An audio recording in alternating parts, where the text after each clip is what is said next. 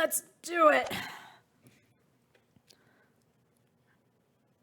All right, Maria's here too. Brock's just gonna chill out to the witness stand too. It's fine. So, witness, please state your name and occupation for the court. Yujin Mikotoba, lecturer in forensic medicine at the Imperial Human University in Tokyo, Japan. Hi, Maria! And Professor Mikotoba, the young lady beside you is... Ah, this is Maria Gore. Scotland Yard's practicing coroner. The daughter of Dr. Sith, I understand. Yes, Dr. Sith. I'm afraid I can't tell you why she's here. She's just appeared. Yeah, let's go with that. You summoned this strange Japanese man as a witness to that autopsy. But you don't summon Mama. That makes no sense. She was there too. That's about the size of it. I've had her eyes boring into the side of my cheek constantly while I was in the antechamber too. Poor man. The idea of it's making me shudder. The revelation about Dr. Sith that came to light some days ago defiled the reputation of the entire judiciary. She was therefore deemed unfit to appear as a witness in today's proceeding. Is that really the only reason? The Ministry of Justice's decision on that is final. Well, we wouldn't want any more perjury to be committed, would we? The sarcasm!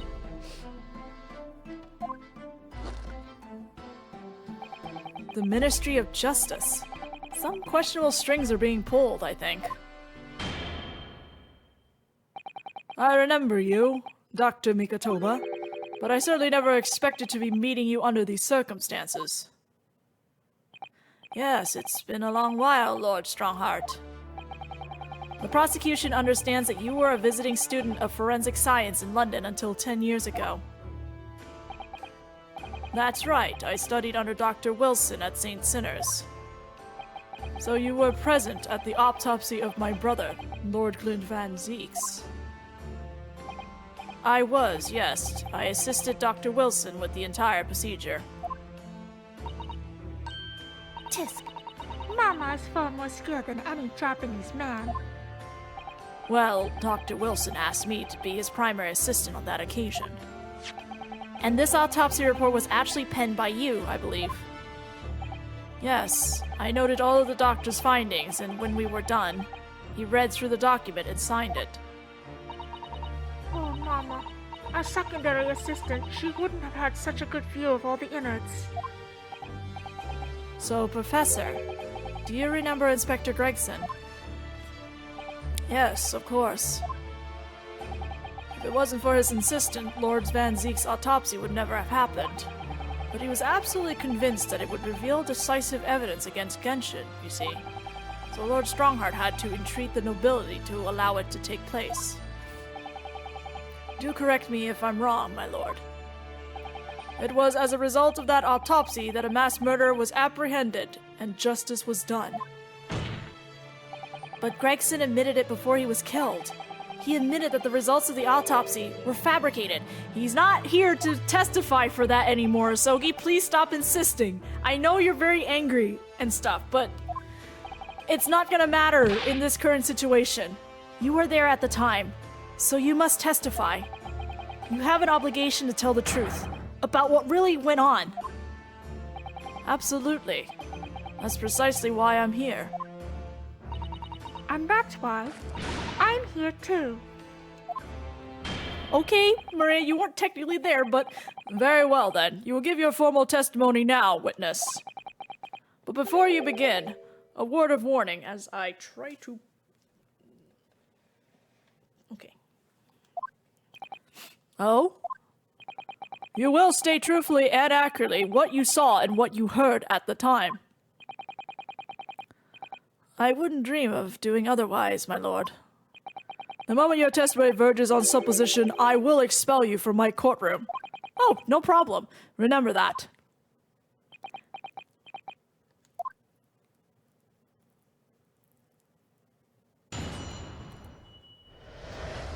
The autopsy of Clint Van Zeeks. Let's go! From my own observations, I couldn't say there was any indication of the autopsy results having been fabricated.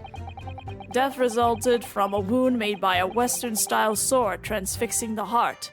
That I found a little strange.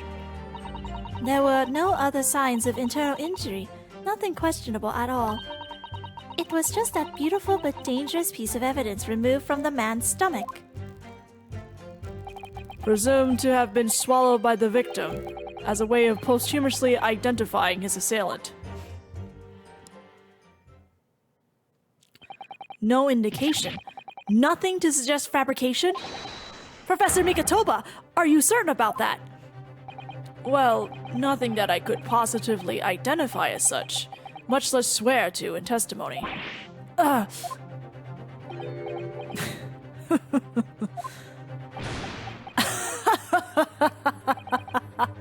Well, that clears things up nicely. The only fabrication here, Asogi, has come from you. What? You claim the inspector confessed just before his death, but that is the fabrication. No, he freely acknowledged it. I swear he did. Freely? With the tip of a sword at his throat. The man was clearly at his wit's end. The court will give no credits to this confession that was uttered in obvious desperation. Quite simply, there was nothing questionable about the investigation of Lord Clint Van Zeek's death.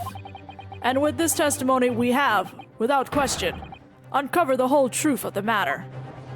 No, we haven't, sir. Let me do my cross-examination, if I may, my lord. There was most certainly something questionable about it, and the whole truth does rather elude us, I feel. I beg your pardon.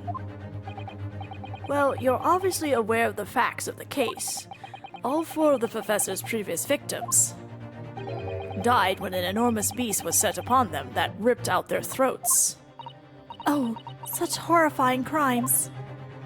But curiously, the killer's last victim, Lord Clint Van Zeeks, suffered a different fate. Yes, you're right. He was stabbed through the heart with a sword. That's enough. I believe I warned you about this, witness. I promised to curtail your testimony as soon as it entered the realms of supposition or speculation. Very well, my lord. In that case, the defense will pursue a conclusion to this during the cross-examination. What? I have the right to cross-examine every witness after testimony. And I fully intend to exercise that right. Ryunosuke. I'm afraid that even the presiding judge has no authority to contravene the letter of the law. And I'm sure every member of the judiciary present in the gallery would agree. Rubble. Very well. You may begin, counsel. However, the moment your argument strays from the established facts, I will not hesitate to bring the cross-examination to an end. Proceed with caution.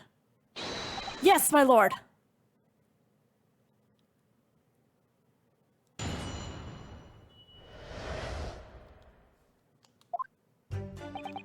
Hold it! You couldn't say. No, sadly not. But then you couldn't say there wasn't any indication either, could you? No, true, I couldn't. I was at Dr. Wilson's side as he performed the procedure, recording what he did.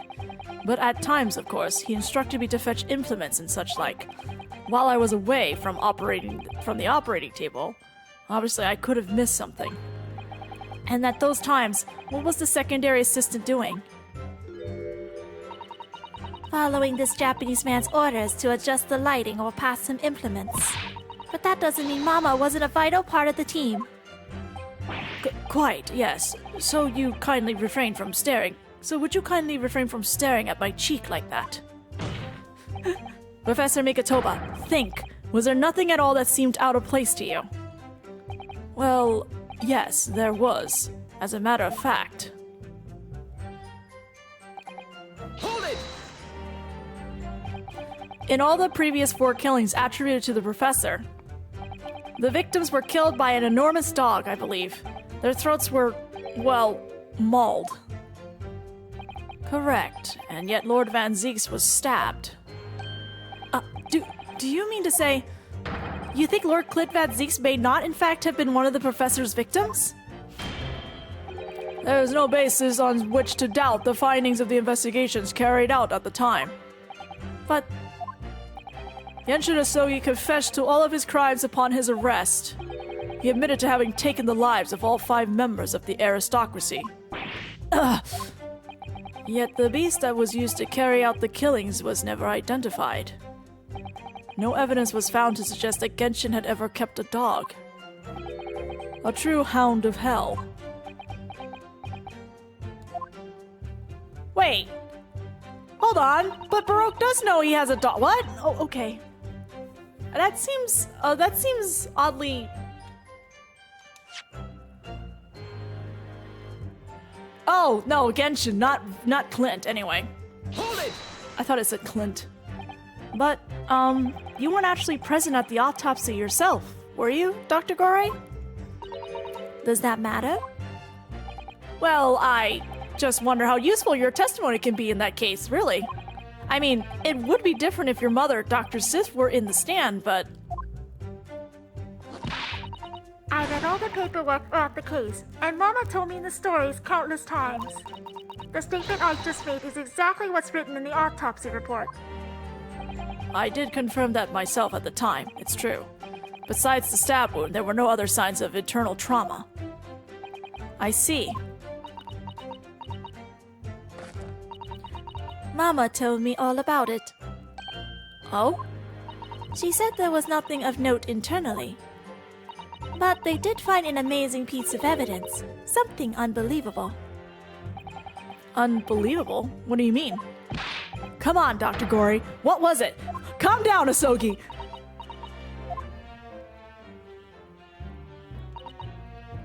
Hold it! Can we see this thing, though? What exactly was it, though? What's this beautiful but dangerous mean? Well, it was sparkly and round, with a hole, as if it might slip over a finger perhaps. Just say it's a ring! It was a ring, belonging to Genshin Asogi. My father's ring?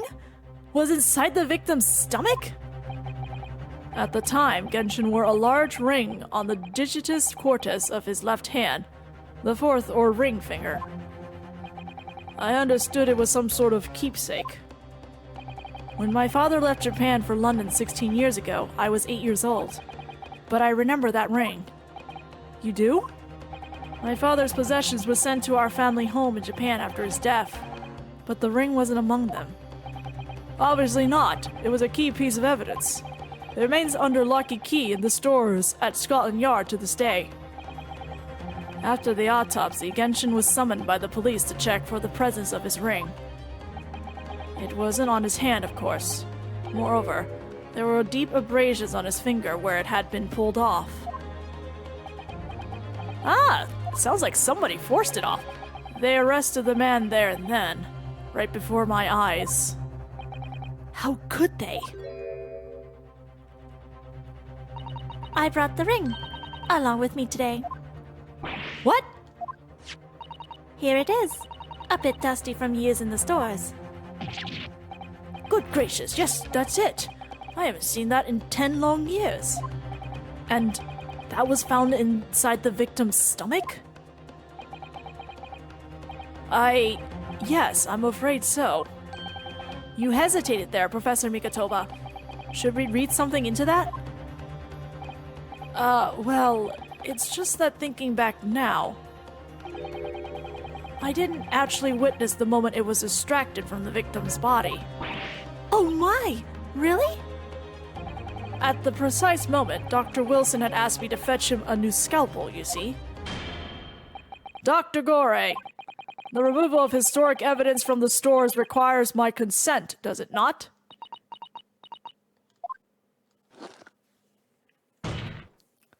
However it came to be here, the court cannot deny that this is crucial evidence for today's proceedings. Very well, you may submit it.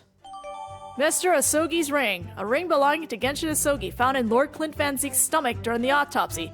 The claws clasping the gem look sharp enough to cause a very nasty scratch. No internal injuries, you say? It's not the sort of ring normally seen in Japan. They almost look like claws protecting that jewel. We must examine it very carefully, Mr. Naruhodo. Very carefully indeed. Yeah, don't prick your finger. Hold it! And that was the decisive piece of evidence that led to Genshin Asogi's arrest.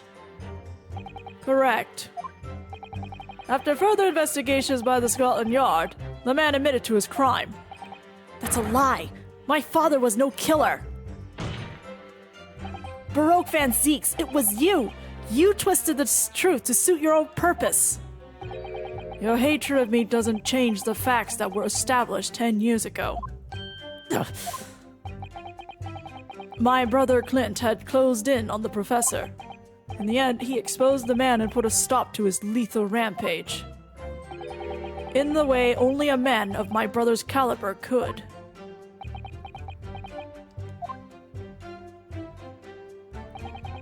That's everything, is it? Poor father. He looks so troubled.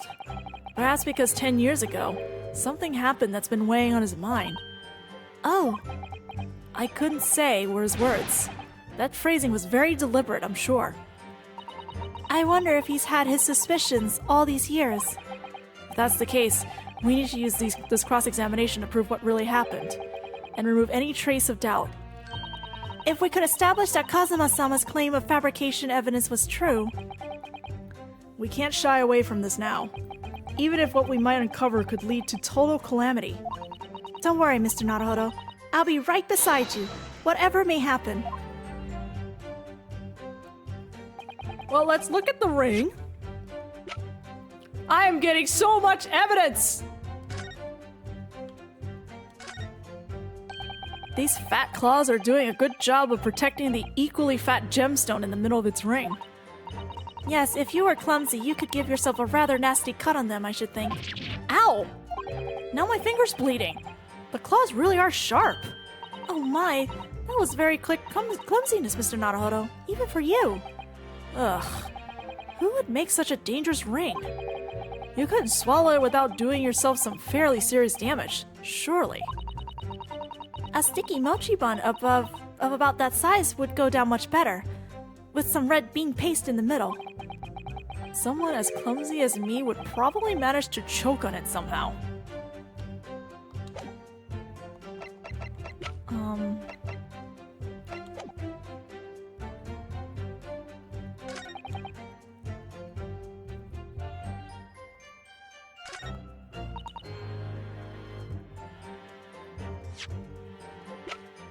Objection! No internal injuries, you say? The court has heard that the ring was extracted from the victim's stomach. But you didn't actually see it being removed, did you, Professor Mikatoba? That's right. As I said in my testimony before, at that moment I was fetching a replacement scalpel that Dr. Wilson had requested. In other words, you can neither confirm nor deny whether this ring, in fact, really came from the victim's stomach or not. What are you suggesting, counsel? That the ring was never in the victim's stomach to begin with. It's entirely feasible that Dr. Wilson fabricated that detail about the autopsy. What are you saying? That Dr. Wilson was in possession of the ring in advance, after it was somehow stolen from Mr. Asogi.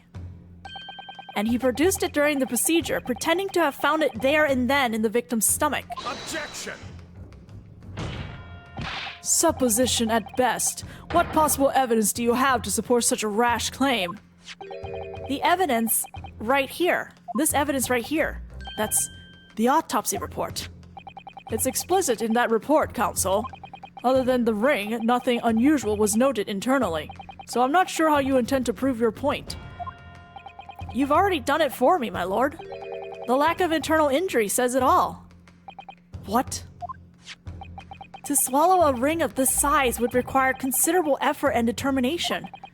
And in addition to its size, there are the sharp claws around the gemstone to contend with. My brother was a determined man, and on the brink of death even more so, I'm sure. Well, yes, we're not denying that. It's just, if that were the case, there should be wounds inside. He would have stopped at nothing to ensure that evil killer was brought to justice. But if he really had swallowed that enormous ring, it's inconceivable that no traces of its passage down his throat would have remained as eternal trauma. No.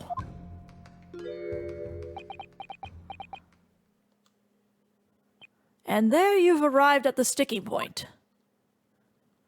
That's precisely why I had my doubts about the findings myself 10 years ago. Then why didn't you say something at the time? I did. I still remember the conversation I had with Dr. Wilson in the laboratory that day. Look at this! Now this is a very curious thing to find in a man's stomach, wouldn't you say?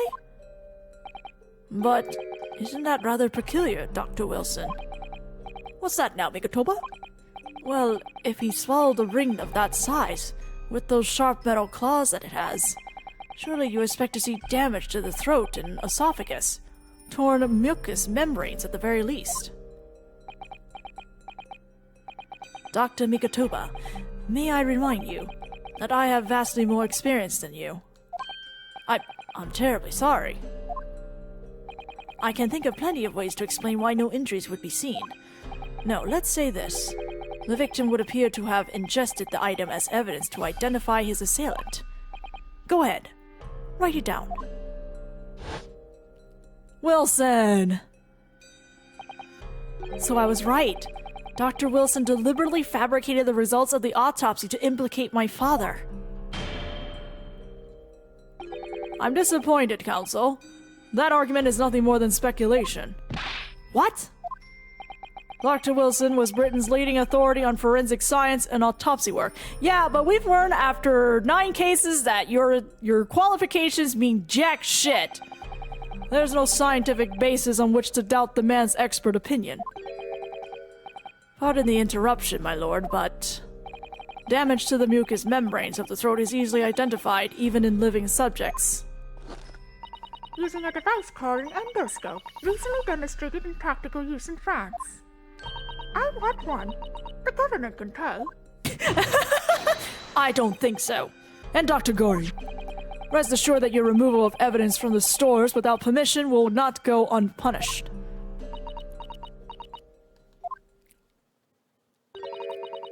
We open up the dead to find the truth. I beg your pardon? But Mama, she chose to stitch her corpses up with all her secrets inside. That's wrong. Dr. Gori, it's looking as though she's chosen to walk a different path to her mama. Whisper, whisper, whisper, whisper, whisper. Psst, psst, psst, psst. Sir. Okay, fine. Yes, the ring. The one ring to rule them all. What about the ring? I've just remembered something. An earlier incident. What incident? The one I recounted to you before. About a memory I have. Of Genshin Asogi saving my life. What? My father saved your life? It was 10 years ago, on a foggy night. Genshin and I were walking down some back streets at a late hour. All of a sudden... Don't make a peep. You're coming with us. All of our assailants were armed with pistols, their faces obscured by scarves. Then next thing I knew, there was silence all around. Genshin laid on the cobbled street. Blood was seeping from his left hand. He shielded me.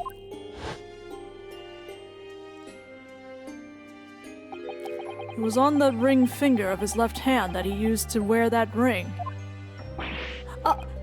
Are you saying... I've always believed those thugs were after me. But now I'm starting to question if perhaps I wasn't the intended target after all. Wait, but... Genshin was arrested 2 days after that attack, and in that short interval, the decisive evidence needed to indict him was miraculously found. You mean the ring was stolen from him? You think that's what those thugs were after that night? Objection! Sir! Oh, You pathetic coward. You expect me to believe that you weren't involved? what do you mean by that? It was you, wasn't it? You're the one who took it. You stole my father's ring. You set the whole thing up so you could paint him as the mass murderer and have him... Kazuma! Open your eyes! That's a much better line than wake up. It works. Ryanosuke, you must know deep down. The truth can be completely obscured even when your judgment is only slightly clouded. But at the moment, you seem to be floundering through a dense fog. Is that why you were so insistent I should be present in this trial? To see you like this?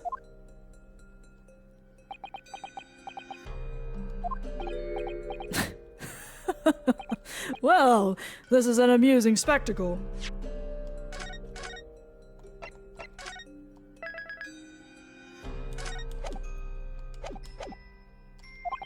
What a grandiose expression on your face, as if you were Lady Justice herself. It seems you've thoroughly convinced yourself that this alleged fabrication of the autopsy results. So much so that you're apparently blind to the blatant contradiction that would be born out of it. What? Though it's extremely hard to believe, let us imagine that there was some misconduct during the autopsy. If that were the case, why would Asogi not have disputed the findings in his trial? Oh. In the closed court hearing 10 years ago, the defendant never once denied the claims against him. Isn't that right, Lord Van Zieks? Yes, that is indeed correct. Upon hearing the verdict of guilty, he merely closed his eyes, quietly accepting the judgment. The actions of a man who has accepted responsibility for his deeds and is resigned to his fate. But then... Oh my, that is very strange. If Mr. Asogi did nothing to oppose the charges against him, then... that would surely mean there was no fabricated evidence. An obvious conclusion at which you should have arrived many minutes ago, Prosecutor Asogi. Your twisted loyalty and clouded judgment are hampering your ability for logical thought.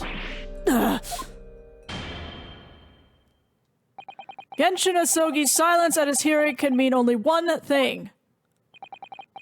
There was no fabrication of evidence during the autopsy of his final victim 10 years ago. Or he was just bribed, or threatened, or, a bunch of things.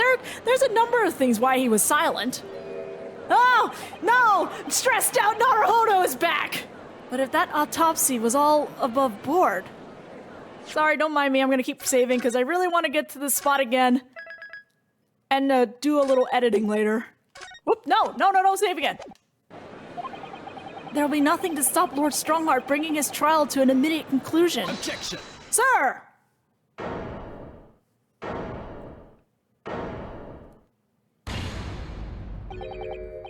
Thank you, Ryanosuke. If it wasn't for your frank words just now, this trial may very well have ended prematurely. Kazuma! What's this latest absurdity, Counsel? My lord, your reasoning is perfectly sound, but for one giant hole. Anyway, this is the spot where I kind of wish they used Asogi's original theme, his first theme, because I think it suits better for the symbolism that they're going for, because he's finally waking up. I beg your pardon. You claim my father's silence was due to the fact that there was no fabricated evidence. Well, there's another possible explanation. You've overlooked the possibility that he had a reason for maintaining that silence. Objection! Silence that would lead him to being convicted and sent to his death?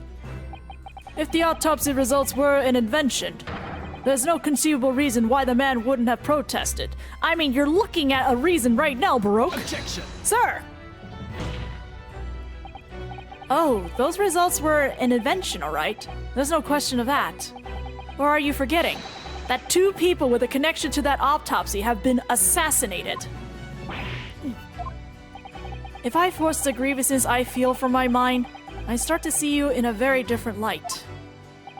I think perhaps it's you who's been living in delusion these 10 years. Me? Kazuma-sama has created one last chance for us here, Mr. Naruhodo. If we can only show there was a reason for his father's silence in his trial. A reason why the man would have said nothing, even though he was innocent. Could it have been part of some negotiation, perhaps? Enough rhetoric. The court must be shown evidence. What proof do you have that could possibly explain Asogi's silence in court? Take that! This is the defense answer to that question. Oh, as I indicated before, my patience for rhetoric is growing thin. You could have at least accompanied that penalty with an explanation of why that answer was wrong. I like to know why it's wrong.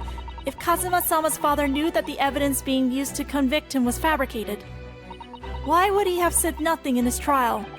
If it were me, I'd have protested my innocence until I was blue in the face. So if we're right about the autopsy results, there must have been a strong reason for his silence. Well then, perhaps he was saying nothing in exchange for some sort of clemency. Ah, that could be it. What am I presenting then? Enough rhetoric. Blah blah blah. We're gonna show the. Okay, well, I'd love to, but what the heck am I presenting? Oh wait. Okay, the other option, the disciplinary notice. Take that! This one. Will you take this one? Okay. It's true that Genshin Asogi's silence during his trial resulted in his conviction. But that didn't actually lead to his execution. On the contrary, it led to his escape. An escape that was only possible because he'd been sentenced to death. Although I find it hard to believe my father would have negotiated in that way, the defense is correct. A fake execution, falsification of a death certificate, and a jailbreak inside a coffin. Clearly such an elaborate plan couldn't have been carried out by my father alone. He must have had the help of a collaborator from the judiciary. I have here the dismissal notice of the chief warder who was working in the prison at the time. The notes read, there are indications that the jailbreak was in planning prior to the inmate's incarceration. In other words, there were suggestions of some sort of negotiation between Mr. Asogi and the British government. In exchange for his silence in court, he was given an assurance that he would be broken out of prison. Yes, with that sort of clandestine agreement in place, I can imagine he would have kept very quiet. I would go further than that, in fact.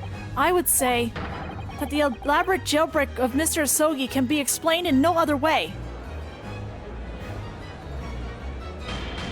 Bing, bing, bing! Order! Order! First fabricated evidence, and now a jailbreak conspiracy. Of course, because it's all intimately linked. The prosecution wishes to summon new witnesses to the stand. Witnesses. People who can testify about the jailbreak that took place 10 years ago. Ah!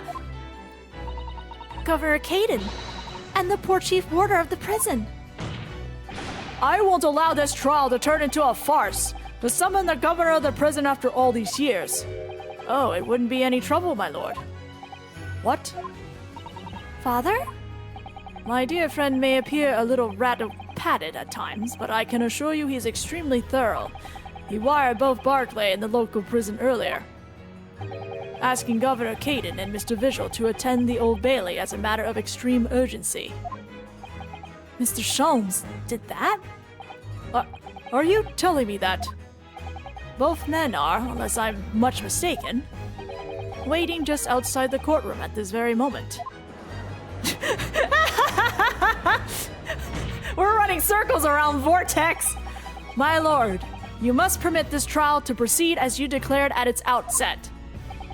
You promised that we would stop at nothing to uncover the whole truth behind these disturbing findings.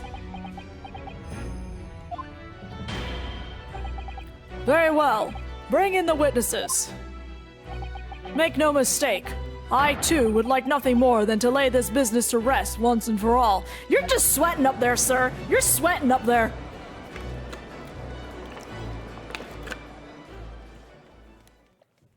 Oh no, but Barry Caden, I can't do his voice, man.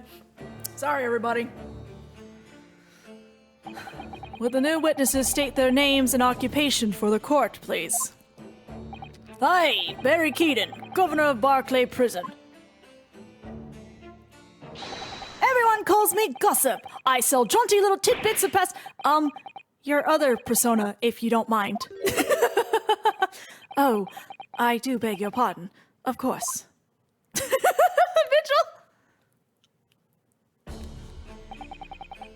My name is Daily Vigil. I used to be the chief warder at Barclay Prison. I'm stretching now. Oh my goodness. Oh my goodness, okay. The reason you've been summoned here to court today is to testify about the jailbreak of the so-called professor 10 years ago. Gosh, the professor? We've already been through all that for a decade ago. The conclusion was that there was anything untoward happened. A convict escaped from your prison, Governor. Hardly what you called nothing untoward. Well. The convict's death certificate was somehow falsified after he was allegedly executed. And he escaped the prison inside his own coffin. A plan of that complexity could never have been carried out without the help of somebody of influence inside the prison. Governor Caden, don't imagine that the passage of time will afford you any protection. If it turns out that you were involved in the plot to break Mr. Asogi out of your prison, then of course, the consequences will be very serious. In all likelihood, a capital punishment. Guys, hold on there, laddie. All I did was... Witness, Governor Caden. Aye, sir. You have a critical role to play in the public safety of our country. A great responsibility to shoulder. The significance of your testimony in court cannot be understated. Therefore, think carefully before you speak. And Prosecutor Asogi, if you threaten the witness again, you will be held in contempt of court. My apologies, my lord. There's no disputing the fact that an intricate jailbreak plot was enacted 10 years ago. Clearly, you were both involved in some way. So you will testify before the court now and explain exactly what took place. Very well. Let the witnesses give their formal testimony. Tell the court everything you know of the plot to break out Asogi out of Barclay 10 years ago. Blech.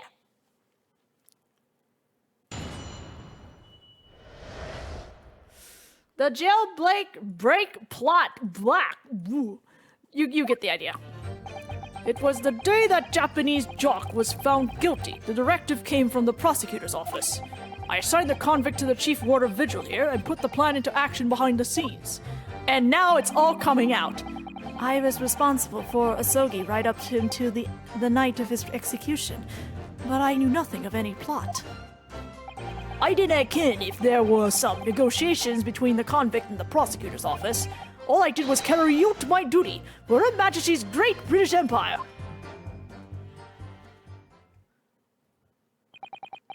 A directive from the prosecutor's office?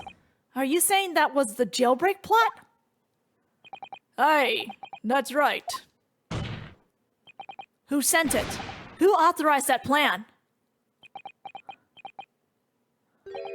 I didn't ken that. You're saying you don't know? Listen, there was nae a thing about that professor case that was nae usual in some way. I didn't ask any questions. I just did what I was told to do. More than that, I couldn't tell you. I see. But if the jailbreak plan originated from the prosecutor's office, then one thing is very clear. As suspected, there were clandestine dealings going on between Mr. Asogi and that office. The jailbreak was promised in exchange for Mr. Asogi admitting to crimes he didn't commit. Rubble. The council. That, council, is nothing more than speculation on your part. So, let me ask the defense. Oh, yes, my lord. I fail to see how these witnesses have any more pertinent information here. Do you intend to assert your right to cross-examination? Yes, we are! The option is there, I'm taking it. Absolutely. I have no intention of squandering a single opportunity, my lord. It seems all you Japanese are fiercely tenacious. Very well. Proceed, counsel. And you're gonna like it. Deal with it. Jailbreak plot, let's go. We got fast music right now. And you say you don't know who actually issued the directive? Aye, that's right. All I can be sure of is that it was official. But if it was from the prosecutor's office, that narrows down who could have issued it straight away. And it wasn't me. Remember, Vortex was a prosecutor at the time. I cannot even see with certainty that it did originate from the prosecutor's office. What? There's no telling where it started. There's a fair chance it came from high up the matter. Basically, I can't give you any indication of who was behind it. You can't be serious. All we can say for sure is that the order must have come from somebody in authority, I suppose. The likes of us on the ground, as it were, need not bother with the speculations. We just get the job done. Hold it! So, Mr. Vigil, you didn't know anything about it at all. That's right. My only role in the scheme was as a scapegoat. That's right, isn't it, Governor? Some poor beggar had to take the rap for it. Oh, Vigil! Alright then, who else did know about the plan? I have no first idea, laddie. My part in the whole business was basically just dealing with the aftermath. But I couldn't be surprised if there were other folk in the prison service who'd given similar orders. So you don't know who else was involved? Aye, that's right. All I can tell you is that the night it actually happened, the person at the reins was Dr. Stevens. Dr. Courtney Stevens, or Dr. Sith as she's known now. Why did I have to get caught up in such a terrible business? Poor Vigil, man. Hold it! Did you not notice anything unusual happening in the lead up to the night? Oh, everything was unusual. Exception after exception. After all, it was the professor. The man had terrorized the country as never before with his crimes. In order to hide his identity, he was forced to wear an iron mask over his head. Hideous treatment. That fellow was surprisingly docile for someone who'd taken the lives of 5 of the country's nobles. Being the chief warder, I was the only person permitted to approach his cell. I can still hardly believe that I was duped by my own country. I believe you jumped from the window of the governor's office when the jailbreak was blamed on you, didn't you? Caden, that's on you. Lorsh, Vigil. I cannot apologize enough. No, Governor. I don't believe you can. It won't change what happened. And what else can you tell us about the situation, Governor Caden?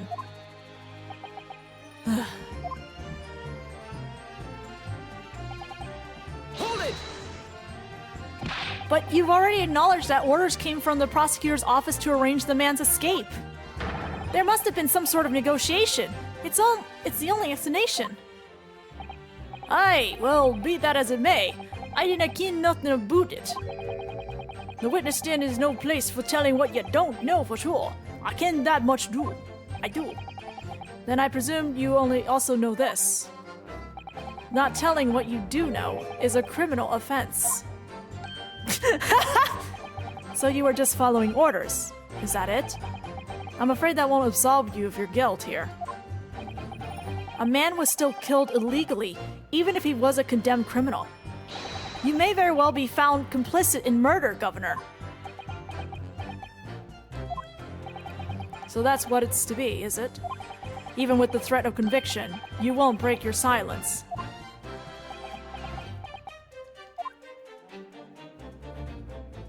Then we would have a sequel! Hold it! Did you carry out the plan in its entirety? Aye, I did everything I could at the time. As you know, Genshin Asogi was shot dead in Lowgate Cemetery after the escape. Tell me, was that part of the plan too? My instructions were to do with getting the joke out of the jail and nothing more. I cannot tell you anything about what happened after that. Only, personally, I believe his death was the last part. Oh, that's Vigil's voice! I believe his death was the last part of the plan. What? Aye, it were rum do. No doubt about it. But you have to mind, they were special circumstances. It was to protect the British justice system. That's just how the execution had to happen, I think. Hang in there, Vigil, I'll come back to you. You're saying that Mr. Asogi's murder in Lowgate Cemetery was his capital punishment? You realize Mr. Vigil tried to take his own life as a result. Hey, well, that's another story. Who was it? Who shot my father in the cemetery that night? I've no answer to that question. However it happened, the convict's life was destined to end that night. The moment the execution order was signed, his fate was sealed. This court will not pursue the identity of the individual who carried out the order. Yes, we will! I'm with you, Kazuma! I'm actually angry with you right now! So Asogi-san agreed to confess to the crimes because he was assured he'd be broken out of prison later. I really don't think that Kazuma-sama's father would have engaged in such negotiations. Then perhaps something compelled him to agree. What a terrible thing. Using the law to legitimize such underhanded dealings with a desperate man. Only to double-cross him in the end. It's quite the opposite of justice. I can't help feeling there's something about this apparent negotiation that doesn't quite add up. Something doesn't quite add up, Mr. Naruhodo. No, it doesn't. But I can't quite put my finger on what yet. Well, in that case, we must keep digging until we identify the problem.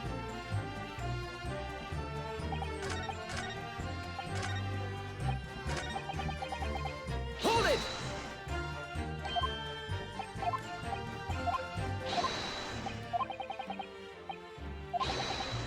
What does this all mean? Oh. Excuse me. Oh, Vigil. Mr. Vigil, is something wrong? Everything's wrong. Oh, yes, sir. What can I do for you, sir? He's saluting now? What is it? Some sort of Barclay convention? Barclay convention! That was a good line. What Governor Caden was just saying seemed to upset you. Did it bring something to mind, perhaps?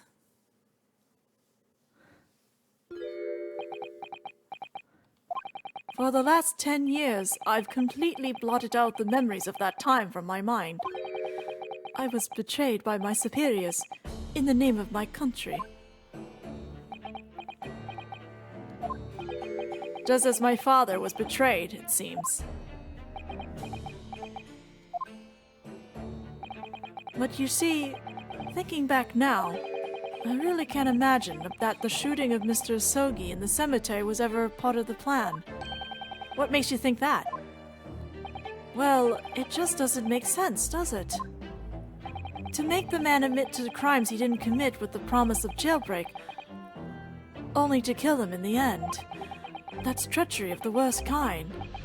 The point is, if the intention was always to betray him, why would there be any need for all the chicaneries of an escape? Yes, that's quite true.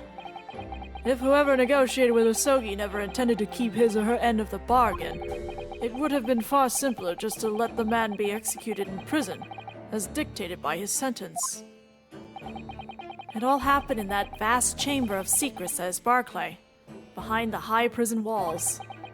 I suppose nobody knows what really went on in the execution room now. Yes, it's an unsettling mystery, certainly.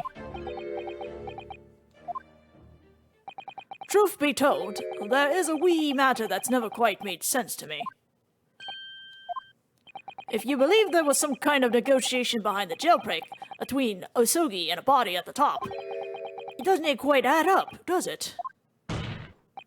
Governor Caden, I must insist that you explain these doubts that you have by amending your formal testimony. Gads! Aye, go on then.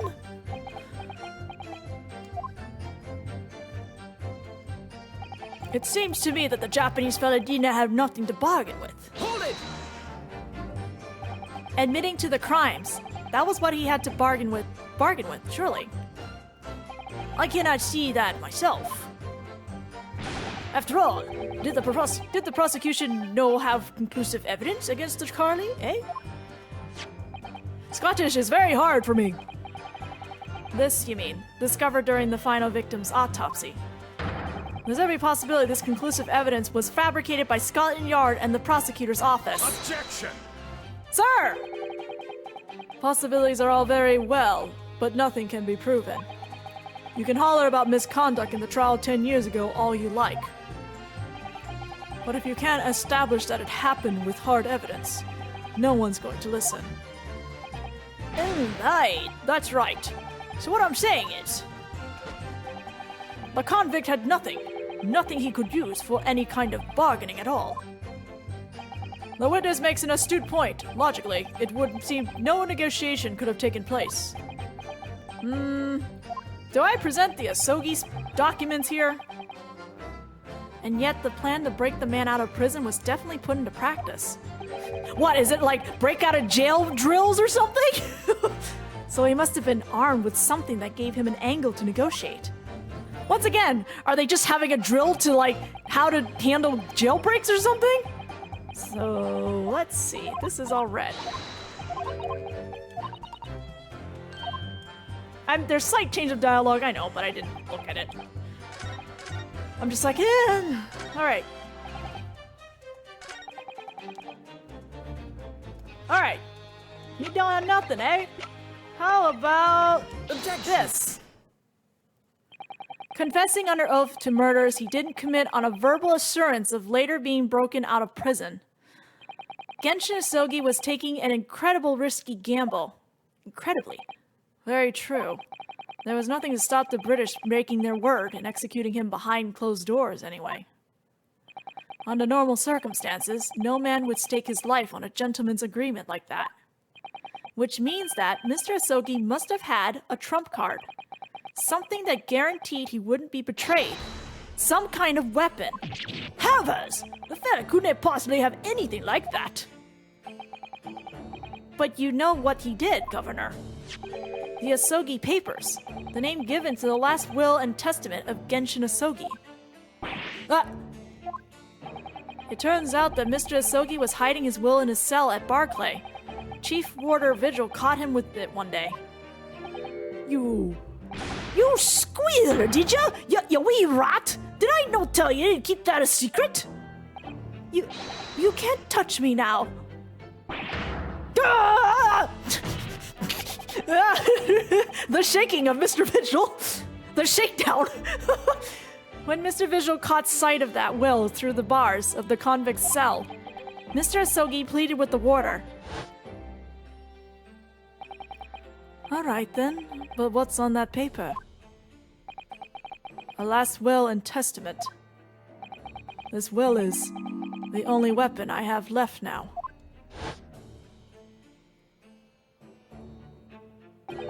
A weapon?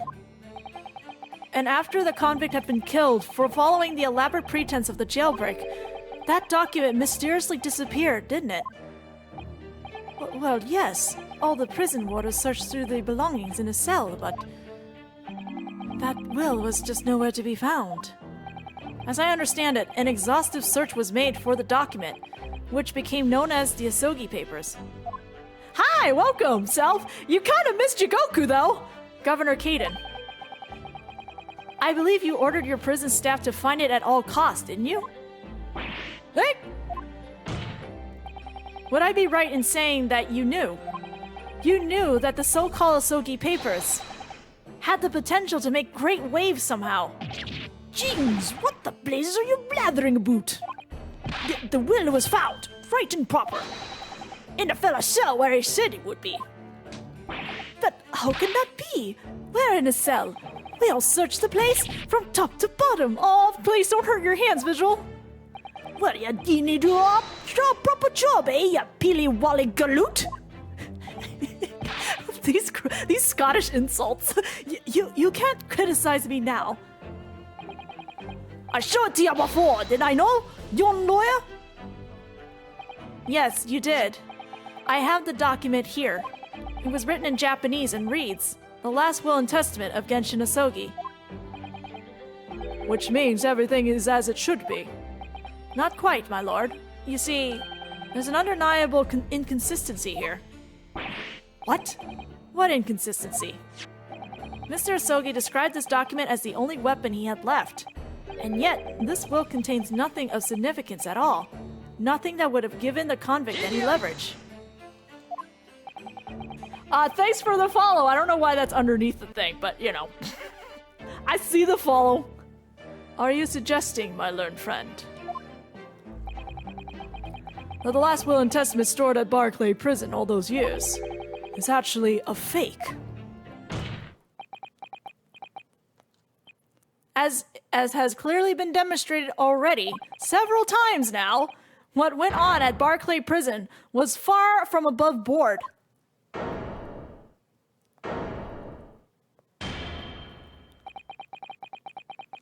The last vilification by the defense was an affront to the entire British legal system. Oh yeah, whatever! This absurd notion of a weapon is something for which we have only the former chief warder's word. The man could quite easily be lying, or at the very least, sorely mistaken. What? No, I definitely heard him say that, I swear. Clearly we need to get to the bottom of this. We need to know exactly what happened with these so-called Asogi Papers. A waste of time. If the will was fake, where is the real document? Objection! I mean, that's why we want to ask Vigil? Mr. Vigil was stabbed in the back by the judiciary 10 years ago. He lost everything. Very nearly his own life. Huh. And now you're going to do it again. You're ready to brand him a liar and turn your back on him without even letting him defend himself. Ooh, it's clear that Barclay Prison is hiding something. It's clear that the jailbreak was masterminded by somebody in the prosecutor's office. It's clear that some illicit negotiation took place. Is your lordship just gonna gloss over these obvious reprehensible claims? That goes too fast! What did you say? We should hear more from the chief warder! Have him testify again! The trial must go on! The man's voice must be heard! It would seem that the vocal few here are utterly blind to the truth. Are they? Are they really, sir? Very well then. Let the witness testify again. Tell the court precisely what you think you saw of the convict's last will and testament. Yes, sir, my lord.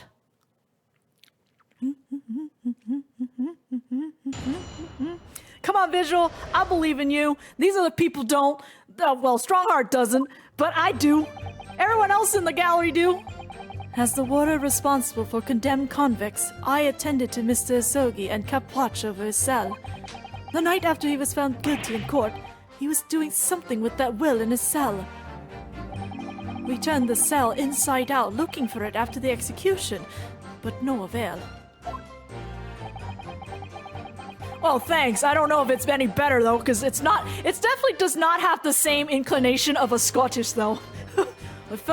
I only found out about the Asogi papers when the directive was telling me to impound them. The document was in the folds of a fellow's robe that was left in a cell.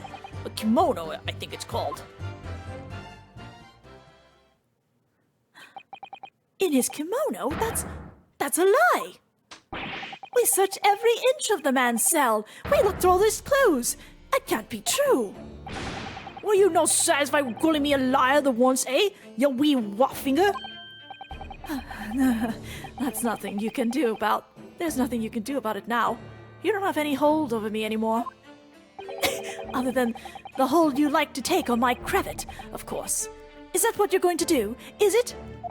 Are you going to give me a good shake again? Or are you too scared? The vigil!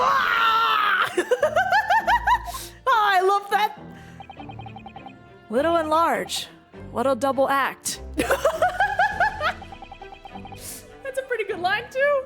I think the Japanese was just like they make a good team or something, good couple. We compiled with Asogi's will as far as possible. All his personal effects were delivered to his family home in Japan. As a courtesy to the homeland of the most notorious killer our country has ever seen. And we were much obliged. I can confirm that all of my father's belongings arrived safely, except for the ring! Hey, you can't deny the handwriting is that of your old man, eh? Yes, there's no mistaking that it's my father's brushwork. Really? And this last will and testament was the man's last weapon, was it? I think we can safely assume that the convict was merely prattling, knowing that his end was nigh. So, counsel for the defense, your cross-examination, please. Yes, my lord. His smirk in HD is like funny and terrifying at the same time. Hold it! So, would that mean that you conversed with Mr. Asogi? Yes, certainly. Though there was precious little time before his execution was due. He was remarkably calm, considering his days were very much numbered. In all honesty, he really didn't strike me as a man capable of mass murder. Yet he confessed in full to the crimes. I know. That's why I felt compelled to ask him one day. I can still recall his reply. I'm guilty of the unforgivable crime of ending another human's life, yes. But he was so tranquil and intelligent, it put me in mind of an Eastern holy man. And what about the will you saw him with? What can you tell us about that?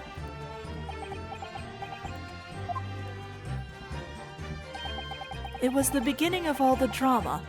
I remember it very well, yes.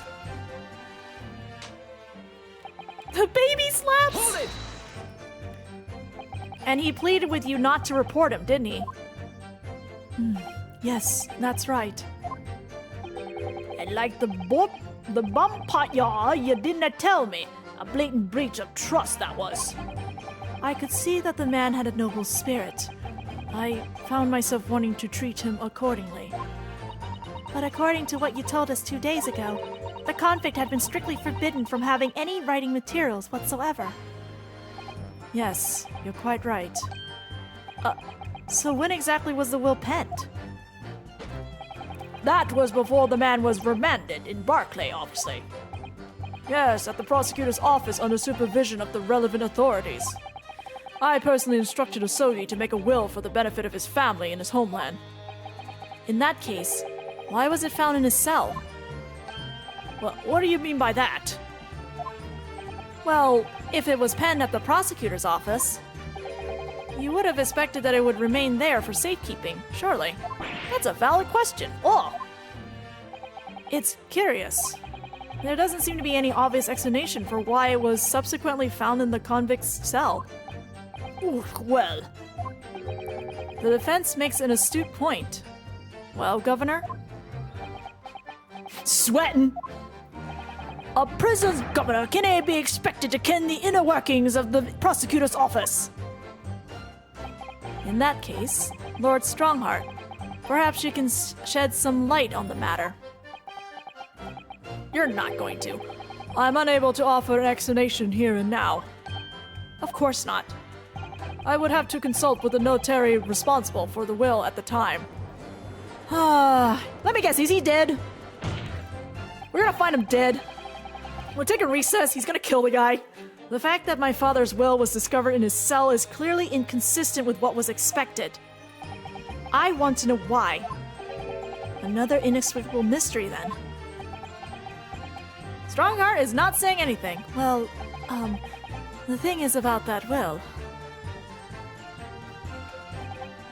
Hold it! It was the governor who ordered the search for the will, as I understand it. Is that right? Yes.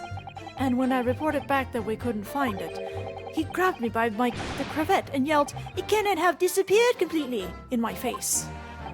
Aye, well, it's due to the governor to keep everybody working as hard as they should. Pushing shoulder buttons. I think the governor needs a wee taste of his own medicine, Mr. Naruhodo. The point is, it was clearly considered a very important document, wasn't it? But it proved impossible to find. That's right. Then before I knew it, it was in the morning paper. That blood-curdling article. The executed mass murderer who'd risen from the dead. Oh, you mean... The article based on Mr. Trevor's experience in Logate Cemetery. Yes, that was it. The day after I read that news, I was summoned to the governor's office. And that's when the awful accusation was made. That you aided Genshin Asogi to escape from the prison, resulting in your immediate dismissal. I'm afraid I really don't remember anything after that. As the governor of the prison, I had no choice. I couldn't have done anything else. Hold it! And that directive came from the same source as the one instructing you about the jailbreak. Aye, from the top levels of the prosecutor's office. What name was on it? I didn't ken before, and I didn't ken now. All I can tell you is that my orders were to do everything in my power to find that document. The director said it had to be somewhere inside the fella's cell. Document. Was that the wording? Document, not will? Aye, that's what it said. Am I clutching at straws here? I just wonder if it was really Genshin Asogi's last will and testament that the sender of that directive was after. Continue with your testimony then, witness.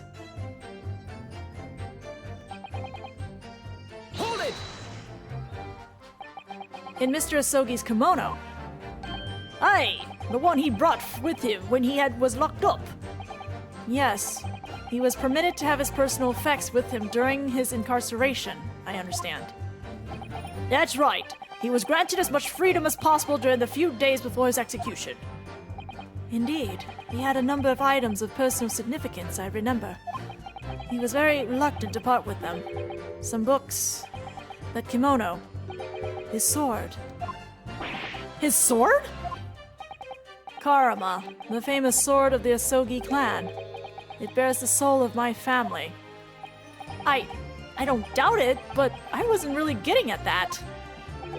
Forget it being the soul of the clan. Could the man have been more Could that man have had a more obvious weapon?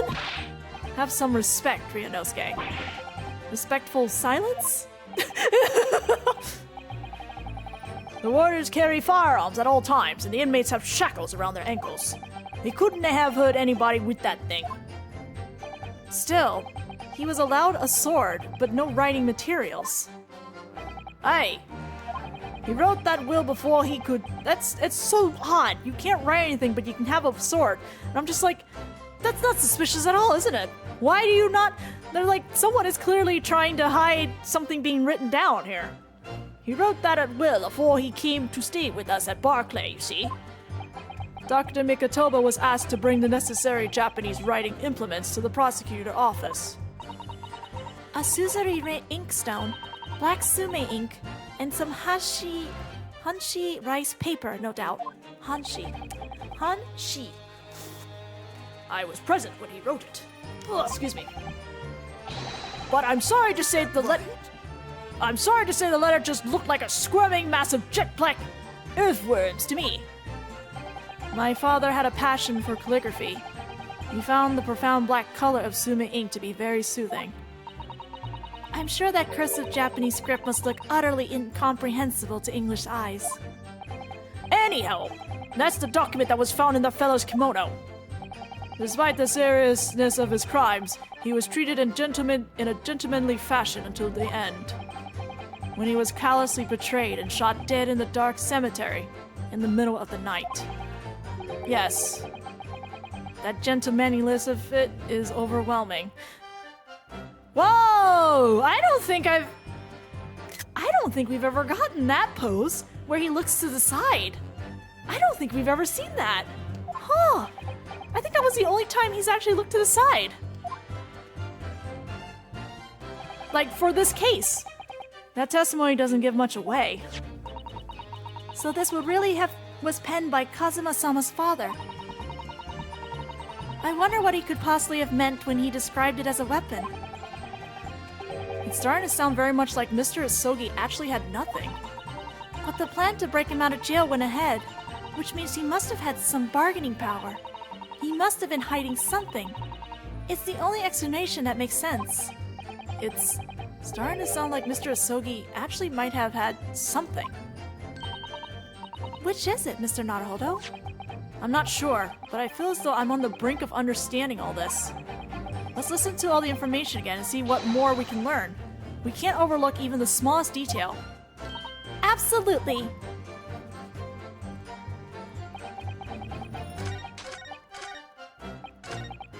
Hold it!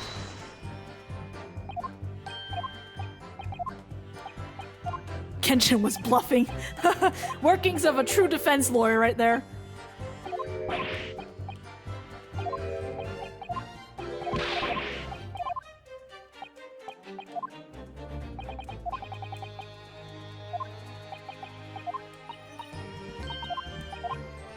Is that right? Excuse me. Are you feeling faint, Mr. Vigil? Mr. Vigil! Sir! It was Scarlet, sir! What? Oh, I'm terribly sorry. I didn't mean to blurt it out like that. Well, say it again, but explain. Vigil! Less swaying and more explaining would be helpful. Is it something about the testimony we just heard? Have you recalled something of importance? Something of importance? Possibly, or possibly not. I'm unable to tell which way he's leaning, I'm afraid. My lord, the defense asks that Mr. Vigil be permitted to supplement his testimony with this possibly or possibly not important detail. Permission granted. Go ahead, Mr. Vigil. Yes! It was Scarlet! Sir. As I remembered it, the document was written in scarlet ink, but perhaps I'm mistaken. Hold it! Scarlet, you say? Well, yes. I mean, I only caught sight of it for a brief moment, of course. But even by the dim light of the cell, I remember thinking that it was an unusual color. At the very least, I'm quite sure it wasn't black. Witness. Is that really what you saw? Well, sir!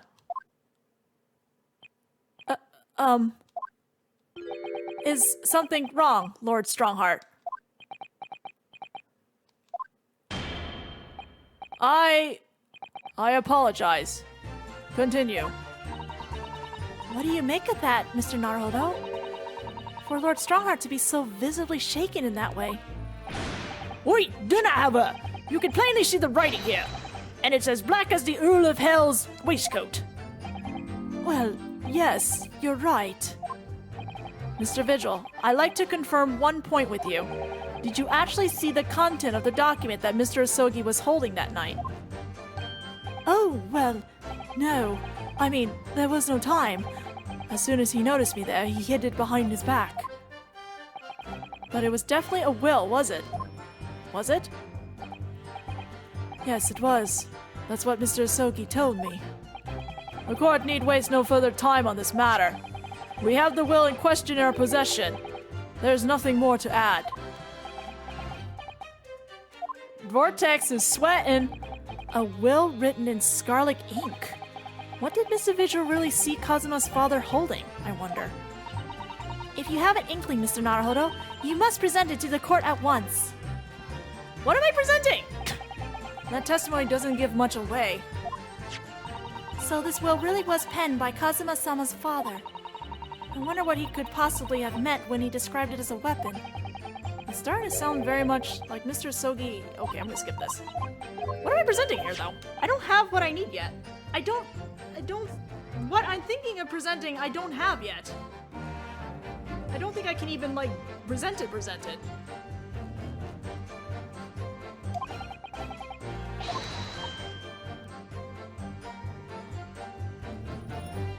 I'm gonna go check my,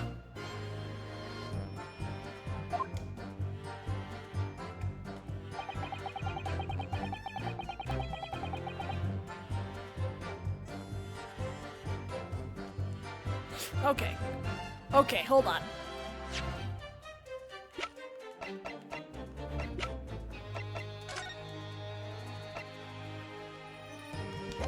Okay, you're right, it is the autopsy. You're right!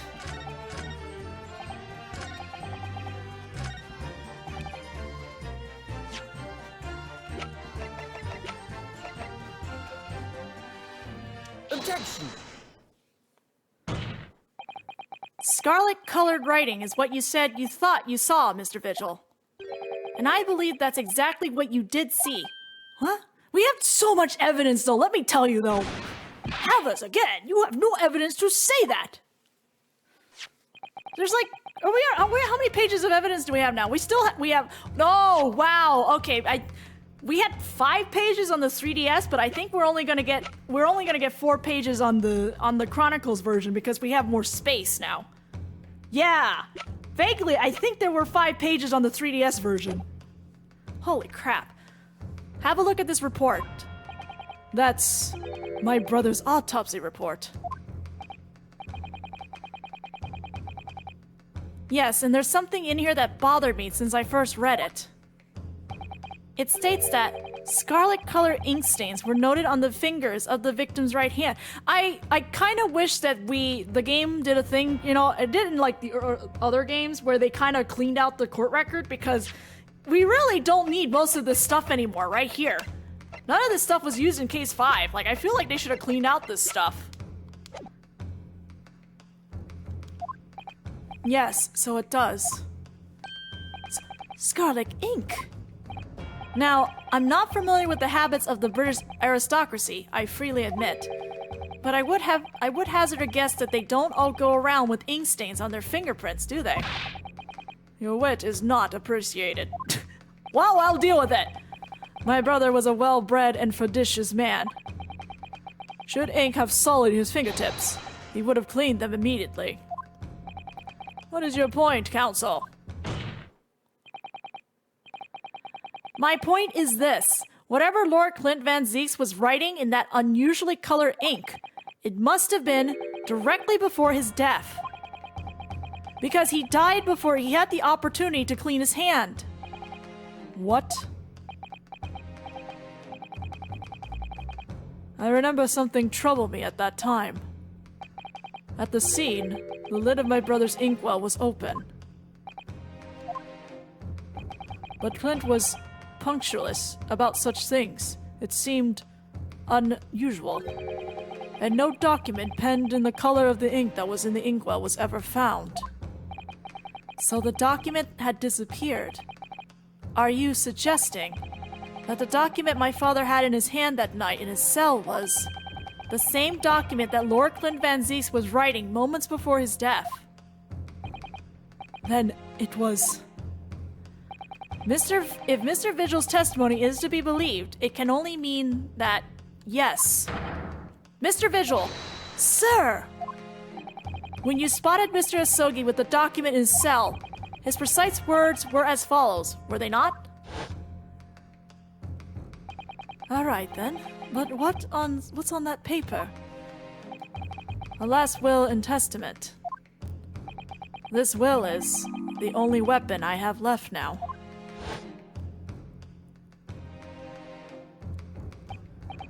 A last will and testament.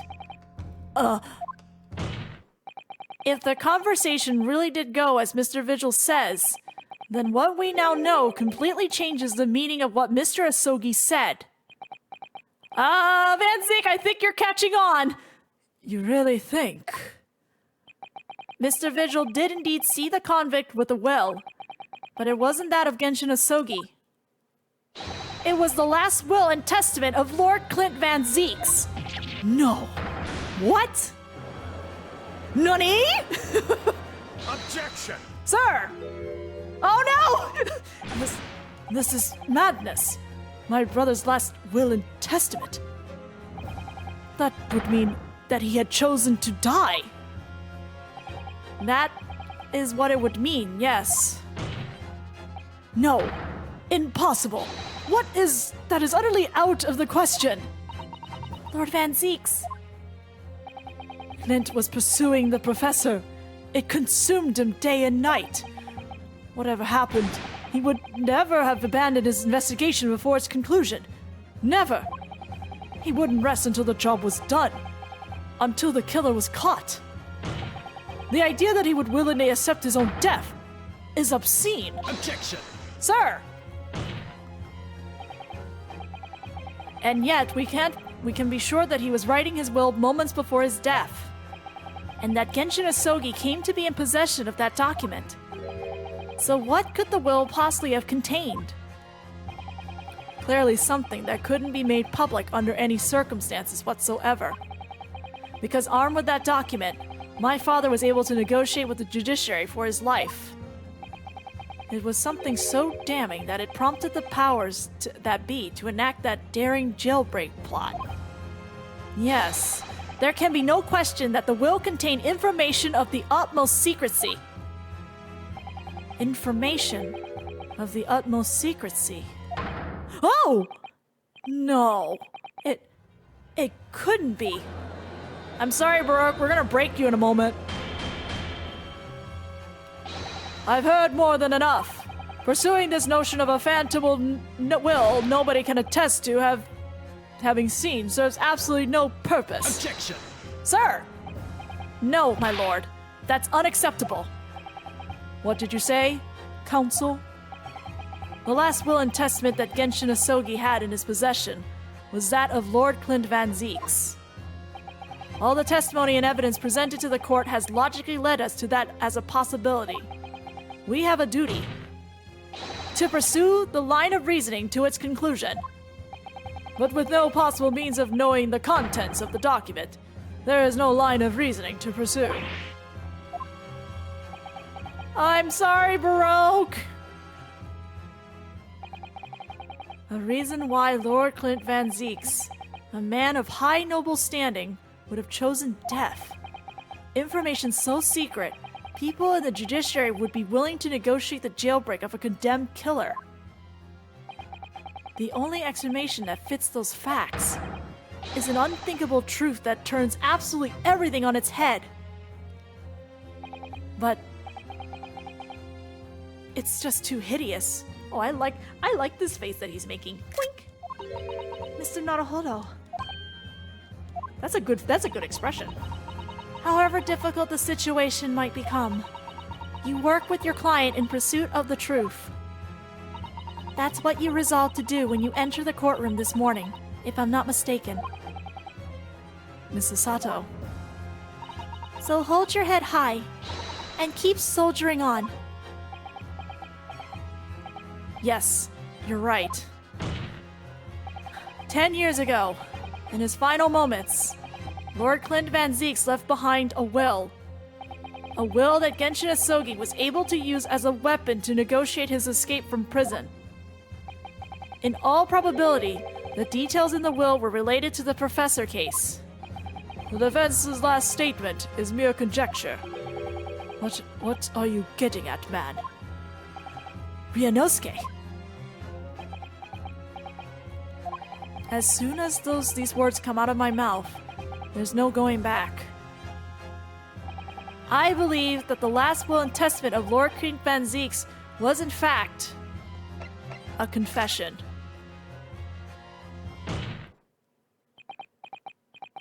Ooh. I need a drink. Hold on. Sorry, I need to drink. Ooh. Oh, okay. You can do this, Mr. Naruhodo. I believe that what Lord Clint Van Zieks actually penned that day was a confession.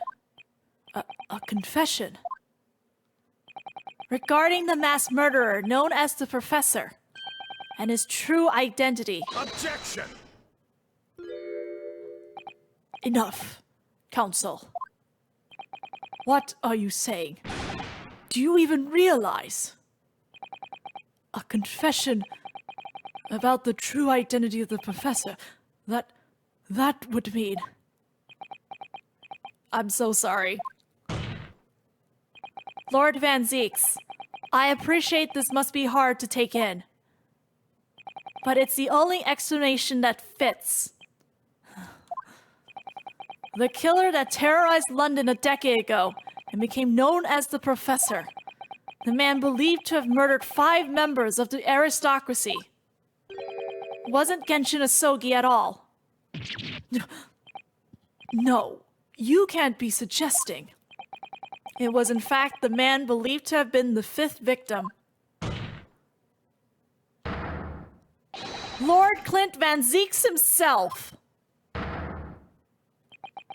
No!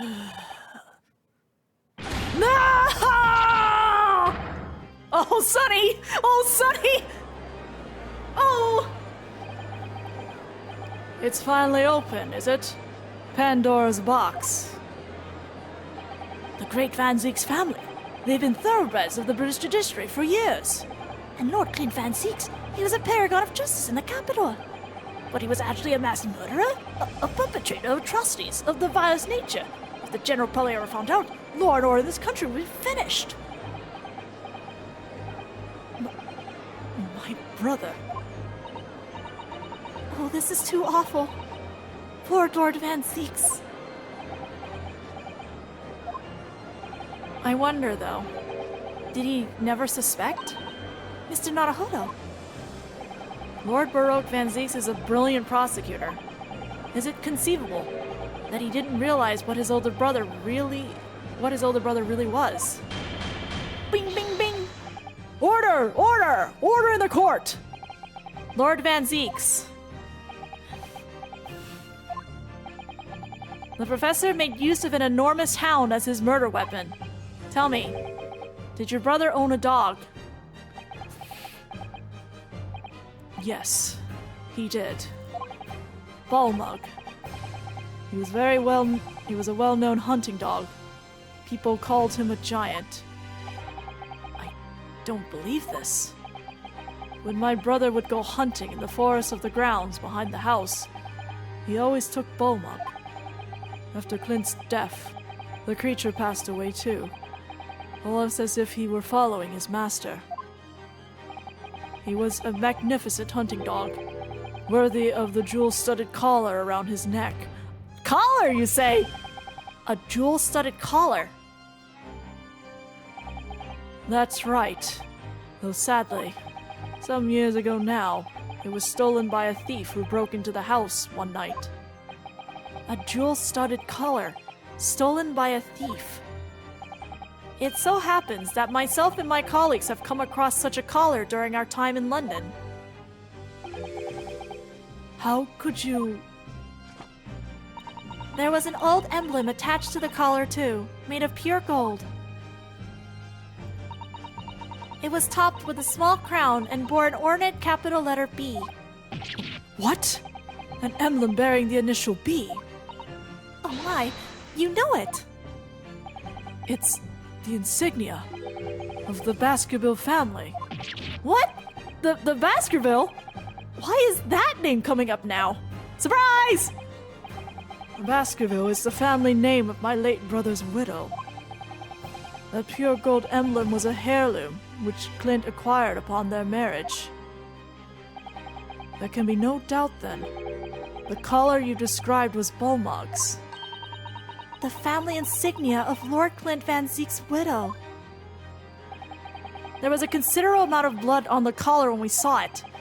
Since we know the dog was used for hunting, it could have been from its quarry, of course. Beaver base! But it could equally have been from human prey. So it's true then.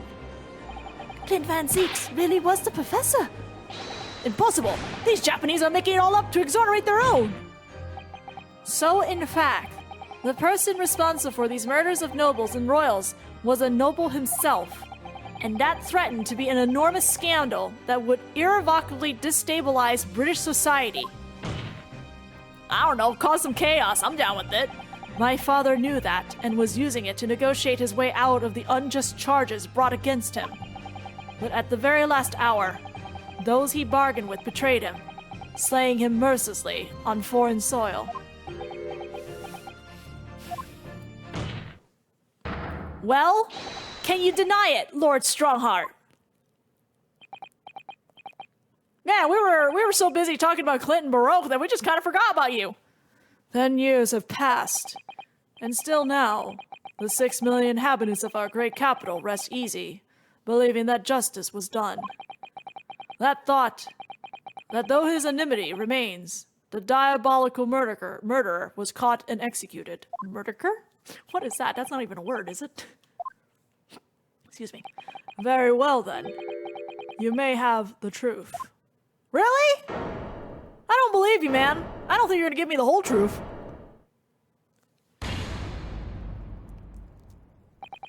Tell me, then. Tell me what Clint really was.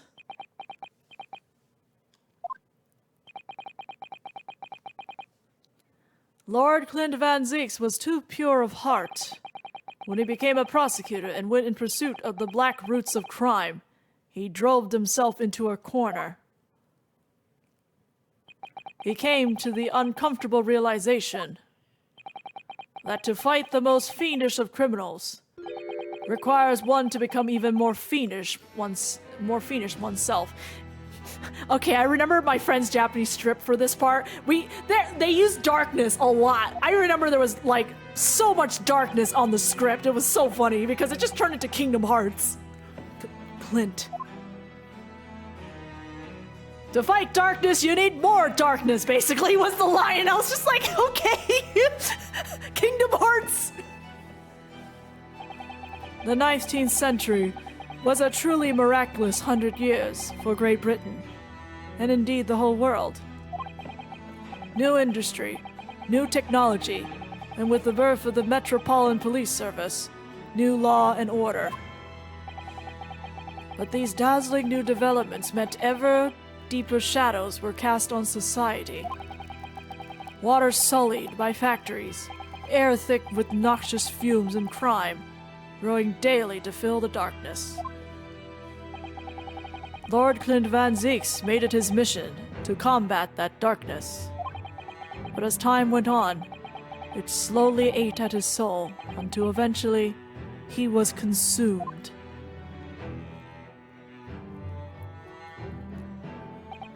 It's ironic, really, and somewhat surprising that the truth has once again been unearthed by a Japanese.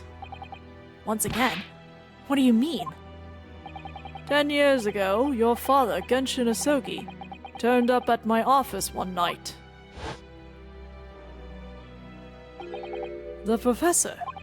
Yes, beyond all shadow of doubt. You must issue a warrant to search his home at once. Don't be absurd. The man comes from one of our country's most illustrious families. He's a paragon of justice here in the capital. Yes, that's the point. That's why none of you British can see it. He's using his noble status as a diversion whilst he commits these atrocious crimes behind the scene. Do you have evidence? Nothing definitive as yet, but he keeps an enormous savage hound on the estate. We need the full support of the judiciary for this. We're up against a member of the aristocracy. So a large family estate has a fierce guard dog.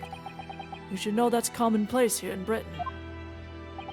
I'm sorry, but I can't possibly put Scotland Yard onto this based on the tenuous accusation of a visiting student.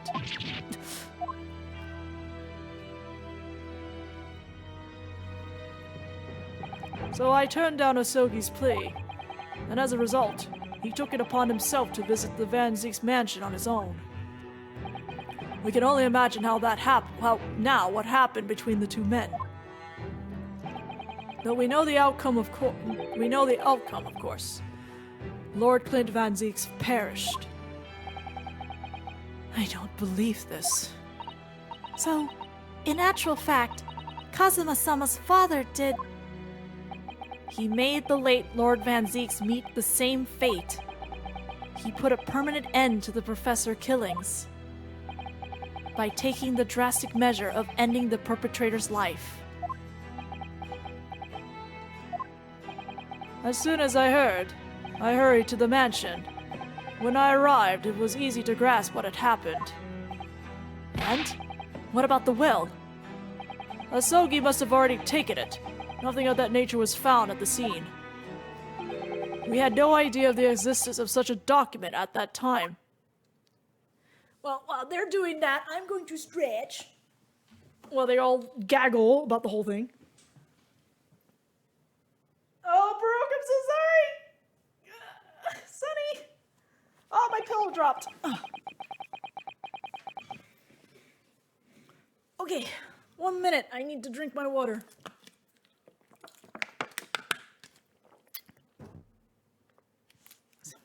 I was the only person who knew of the true identity of the professor.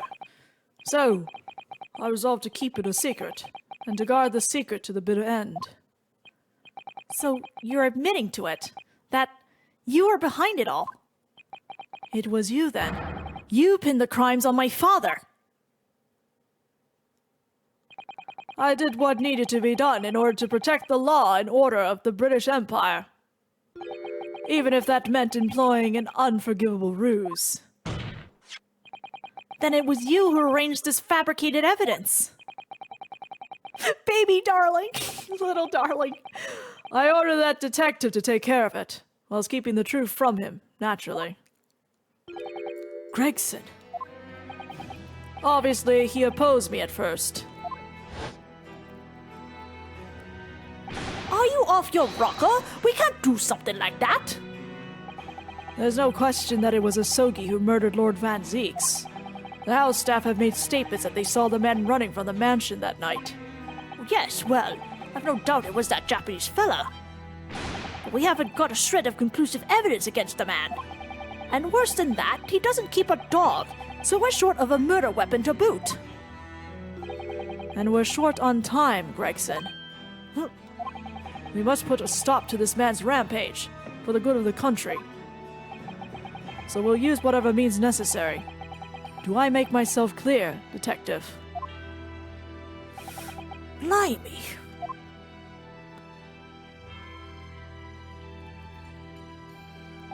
So that night 10 years ago, when I was attacked by those thugs in the back streets, and Genshin's ring was taken, that was him, was it? That was Gregson and some hired help. Then the detective handed the stolen ring to Dr. Wilson, who feigned its discovery from the victim's stomach during that autopsy. And in the light of that decisive evidence, Mr. Asogi was found guilty of the charges brought against him. However, behind the scenes, he had actually already struck a deal with his accusers, in which he agreed to silently accept the charges. But I just don't believe that part. As far as I knew the man, my father despised such underhanded dealings. It was extremely easy to make him comply. You see, he had one crippling weakness. What weakness? Isn't it obvious? You, Kazuma Asogi. Me?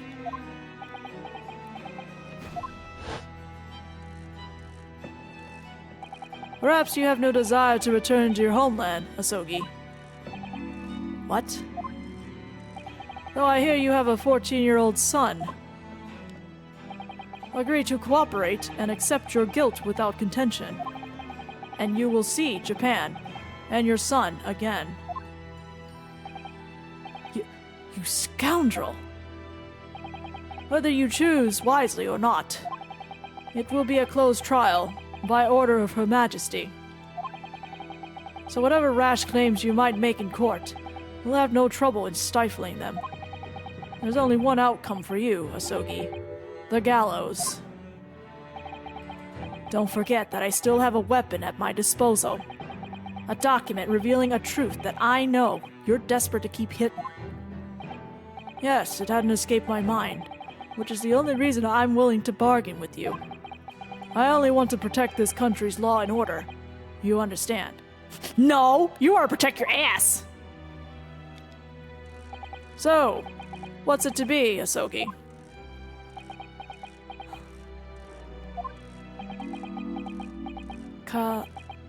Kazuma.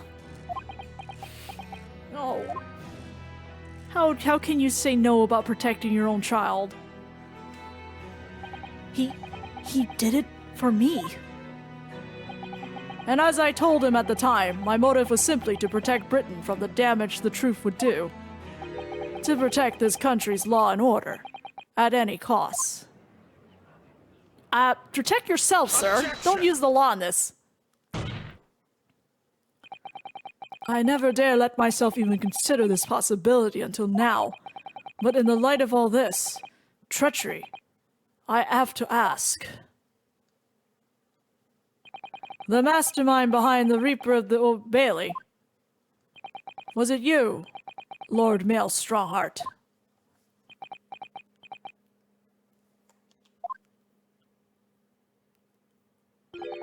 A rather brilliant idea, wouldn't you say, Lord Baroque Van Zeeks? Oh, I don't think I've ever played his theme yet.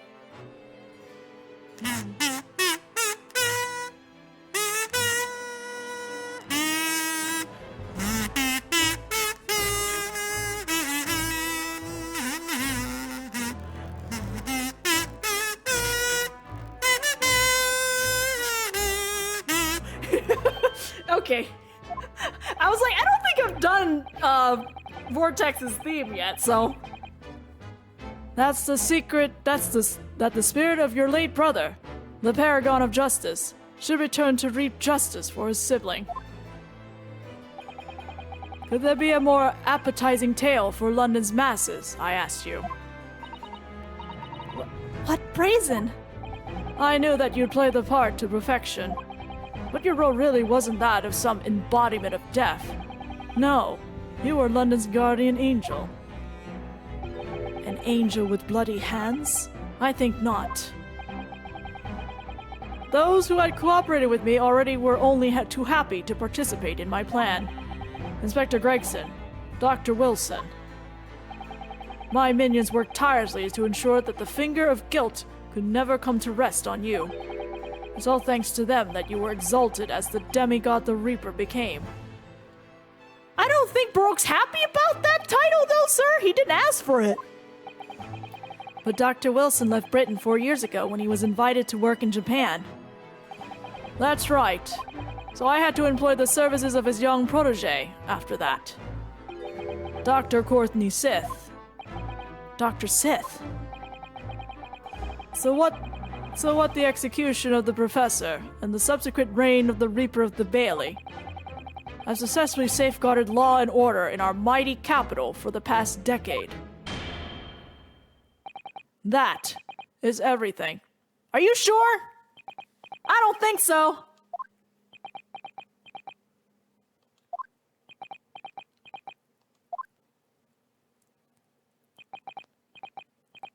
My lords, ladies, and gentlemen, I do hereby confess, it was I who sired the concept of the Reaper. However, let me say in my defense, it was all for the preservation of law and order across the entire empire. Cool reason. Still murder. Lord Strongheart did it? An unforgivable collection of crimes. But still, All those who died at the Reaper's hands were rotten to the core anyway. if it was all in aid of keeping London safe. There is no one left now who can reveal the precise truth of what happened 10 years ago. Therefore, this trial can go no further. Now, I would like to entreat all those present. Beyond these four walls, nobody need know the truth. Even Her Majesty must be protected from this. I trust you will appreciate the importance of my request. It is, of course, for the good of the country. Can he do this? No, he can't! Can the trial really end now? Hold it! I'll hold it! I'll hold it from Kazuma! I have one last question. For the accused, Lord Van Zeeks. What? Of course, I know that you're a highly accomplished prosecutor. So I find it hard to believe that you didn't have any doubts at all. That you never suspected your older brother. Yes, the same thought occurred to me.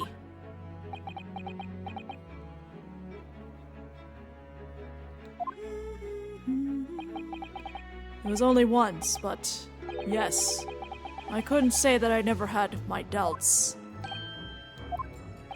My brother's sense of justice was extremely strong. Perhaps too strong, I observed. At that time, there were members of the aristocracy who were bleeding the country dry for their own gain. And since they were nobles, they were untouchable. For my brother, it was a source of great turmoil. And coincidentally, at the same time, the professor began his terrifying reign. During the time of the professor's killings, my brother did not appear to be himself. And that made you suspect? Yes. But it was only once, no more. Only once? Really? Clint wasn't the culprit. That was my conclusion at the time, and I still believe that now. Do you have any evidence to support this idea? The third victim was the Lord Chief Justice at the time. It was he who had recognized my brother's potential and trained him as a prosecutor. No matter what the circumstances, it's unthinkable that my brother could have killed his friend and mentor. Huh.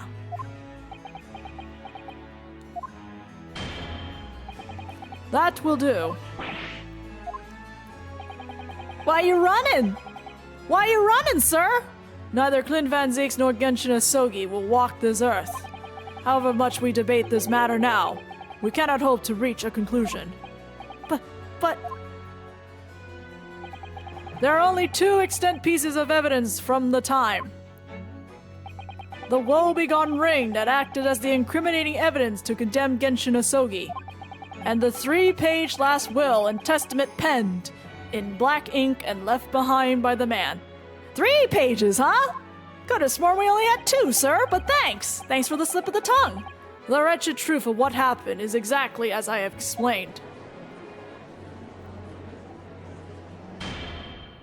Later today, I will present myself at the Ministry of Justice for whatever sanction is deemed appropriate. Strip you of your title, damn it! That is all. Court is adjourned. No! No! You stay right there! I'm not through with you. Thank you, Kazuma. Me? If it wasn't for you, I wouldn't have made it this 11th hour discovery. The 11th hour? What discovery? My lord, I'm afraid I must insist the trial continues. I beg your pardon. As the court has been reminded today already, we must stop at nothing to uncover the whole truth. And to that end, one particular statement made by somebody in this courtroom moments ago revealed a very subtle contradiction. What contradiction? But all I did was ask the accused one simple question. Yes, and somebody in this courtroom really likes to hear himself talk. Well, it began with Lord Van Zeeks and his recollection about his brother. But Lord Strongheart didn't permit the defendant to speak at length. I merely pointed out that we can draw no further useful conclusion here. So where on earth is this contradiction? One of them definitely just said something contradictory. It's time to identify who. Sir! It was Lord Strongheart. I'm sure of it. Something he said was slightly off. Come on, Ryunosuke. Think back over his words. Find the problem. Neither Clint Van Zeeks nor Genshin Asogi will walk this earth. However much we debate this matter now, we cannot hope to reach a conclusion. There are only two extant pieces of evidence from the time. The woe-begone ring that acted as the incriminating evidence to condemn Genshin Asogi, and the 3-page last will and testament penned in black ink and left behind by the man. Lord Strongheart, would you care to explain? Explain what, Counsel? Among the statements you made just a few moments ago, something you said was inconsistent with a certain piece of evidence we have. Inconsistent. And whilst an inconsistency remains, the defense has a right to pursue an explanation. Ryunosuke, what? Let me warn you about the statements you are making, Counsel. They may very well prove fatal. For you! You claim my words contain a contradiction. With which piece of evidence, I ask you? Take that! This here is the will left behind by Mr. Asogi. The 2-page will. What? Yet moments ago, your precise words were the 3-page last will and testament. Could it be that originally there was a 3rd page?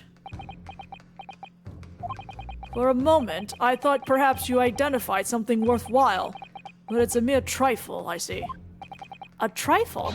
Well, if it's a trifle, then show me the thing! Governor Caden, eh? Well, what can I do for you, sir? We're still here, sir! You were present when the Japanese man penned his last will and testament. Aye, I was there, for sure. I remember the black worms-like scrawls to this day. And I'm quite certain, my lord, that there was a 3rd page at the time. What? Only the first 2 pages were the actual will, though. If I mind correctly, the 3rd was a message to his lad back in Japan. Are you saying the direct message to Asogi was not actually given to Kazuma? For legal purposes, we required only his will. That's wrong! And we wouldn't have wanted any uncomfortable words written to get back to Japan, eh? I hate you all. So it was decided that the 3rd page ought need to be sent. Objection! Sir! You have a right to be angry. How dare you make that decision? I had a right to know what it said, to hear my father's final words to me. The courtroom is no place for sentimentality, Counsel. As it happens, I have the 3rd page of the document with me here now. Excellent! My father's message. It will be given to you at the end of these proceedings. It'll be too late once the trial is over. We need to know what it says now. Even the slightest thing may give us a vital clue. My lord, the defense calls for Genshin Asogi's last words to his son to be read out loud before the court now. Your request is denied. The inevitably maudlin words can be of no consequence now. Objection! Sir! The prosecution agrees. The court should know the content of that message. Every possible piece of evidence must be thoroughly examined. You piece of shit. Very well, dumb unicorn. Governor Caden, you will read the third page of the document for all present to hear. Yes, sir! Only I should point out, my lord, that I cannot actually read worm language. This beautiful handwriting. Shame on you, Barry. Friends! If I could be of assistance here, I would be happy to translate the words into English for the court. Father! You're still here, are you, Dr. Mikatoba? Naturally, I consider myself a member of the judiciary, albeit a lowly one. But perhaps I should quietly withdraw after I've translated Genshin's message. Your cooperation is much appreciated.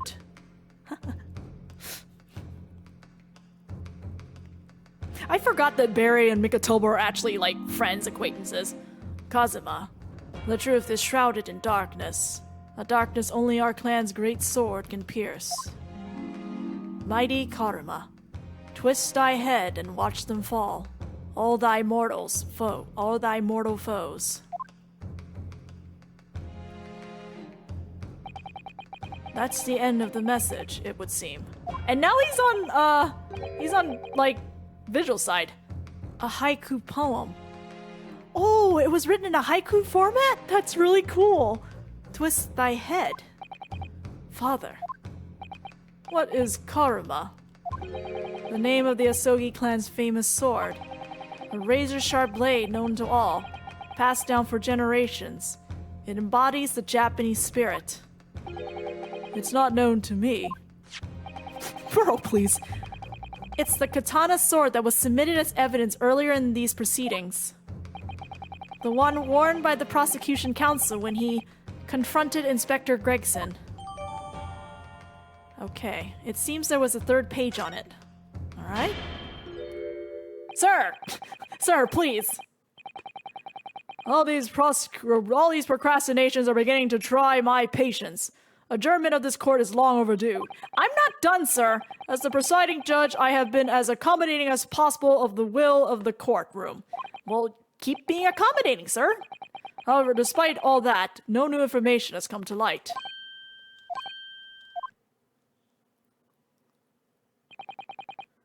In pursuit of justice, Lord Clint Van Zieks tragically lost all sense of morality. When he murdered his former mentor, clearly he was already devoid of his normal facilities. Objection! How dare you! I refuse to believe that of my brother. Too much time has passed. We cannot ever hope to know more than we do now. Especially since the alleged will that he penned in his final moments appears to have been lost forever. I'm sorry, I'm smiling over here because I'm like, hee Strongheart, you're screwed. Lord Strongheart, you appear to be in something of a hurry to wrap things up. I wonder why. We've heard you state time and again during these proceedings that everything you did was in the interest of protecting British law and order. And I stand by that. Without the Reaper, we could never have achieved the reduction of crime the capital has seen. Objection! What about Inspector Gregson, then? And Dr. Wilson. They were no criminals. You used them to achieve your ends, and then you had them killed. However you dress it up, there was nothing fair or just about that. Murder's still murder, bruh. Lord Strongheart, what exactly is it that you're hiding? Dr. Mikatoba, were you not to quietly withdraw after translation of your former associate's will?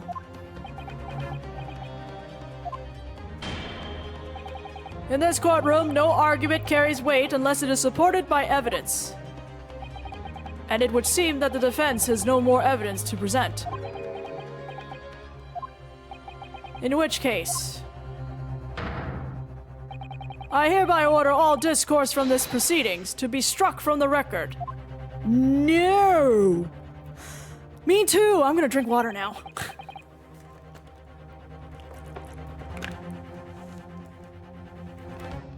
Oh, this is my last chance.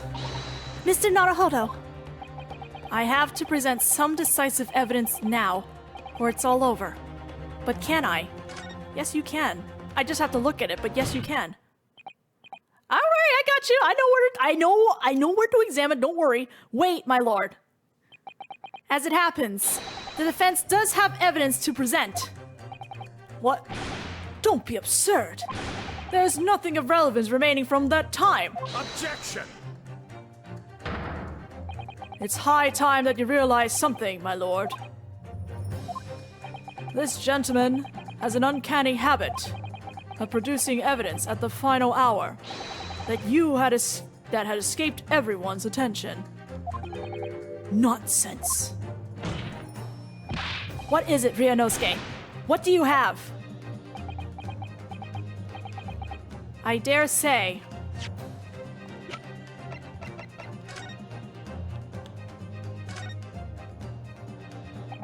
Karuma, the great blade. It's such a thing of beauty. I want to gaze on it for hours. Ooh, pretty sword. The tip of the great sword, broken. It's such a shame. It's been so meticulously cared for over the years. I can almost hear Karuma's sobs. Aw! Kazuma must have really taken a swing for that to happen.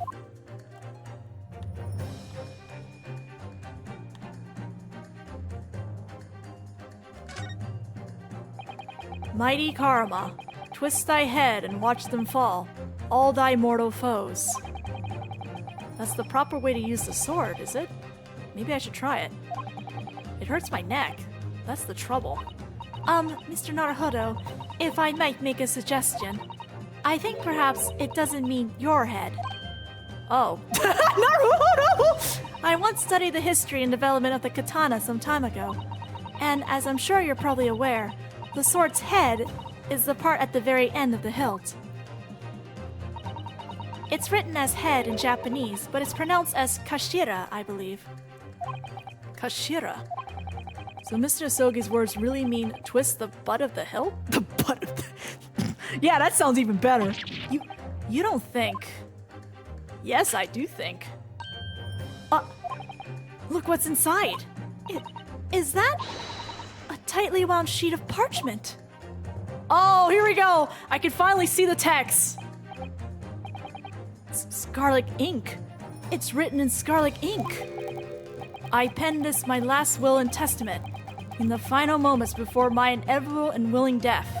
This is it, isn't it? Mr. Naruhodo, look at the signature at the end.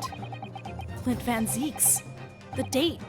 10 years ago, on that fateful night. For 10 years, it has been silently concealed inside Karuma, and nobody knew. I'm gonna take a picture of that. The last will and testament of Lord Clint Van Zeek's. Wait. Oh my goodness. Look at this. This is unbelievable.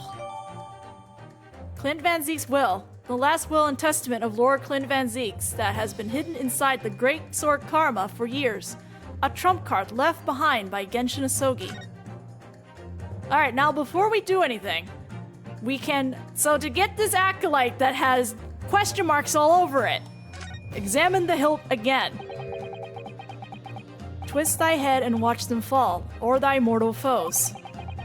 Kazuma's father certainly had a way with words. And he certainly thought up an ingenious hiding place, too. It seems almost playful at first, but I do wonder if over the years, perhaps, the duties of the Asogi clan have finally called for such inventiveness. Protecting great secrets, you mean? Those sort of duties? Well, I could believe that. Kazuma conducts himself like someone with the weight of his clan's long and noble history on his shoulder. There we go!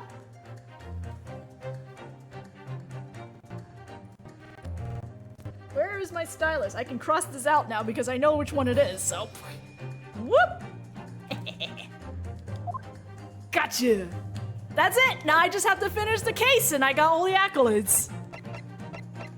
Can I actually look at this? Oh, I can. Oh, okay, it's a good thing I took a picture when I did then. I want to compare it, I just want to compare it to the phone and the 3DS version. I dare say. The final decisive piece of evidence that will reveal the whole truth about this rotten tale. How can you... Decisive? Well, it would appear there's no escaping it now, my lord.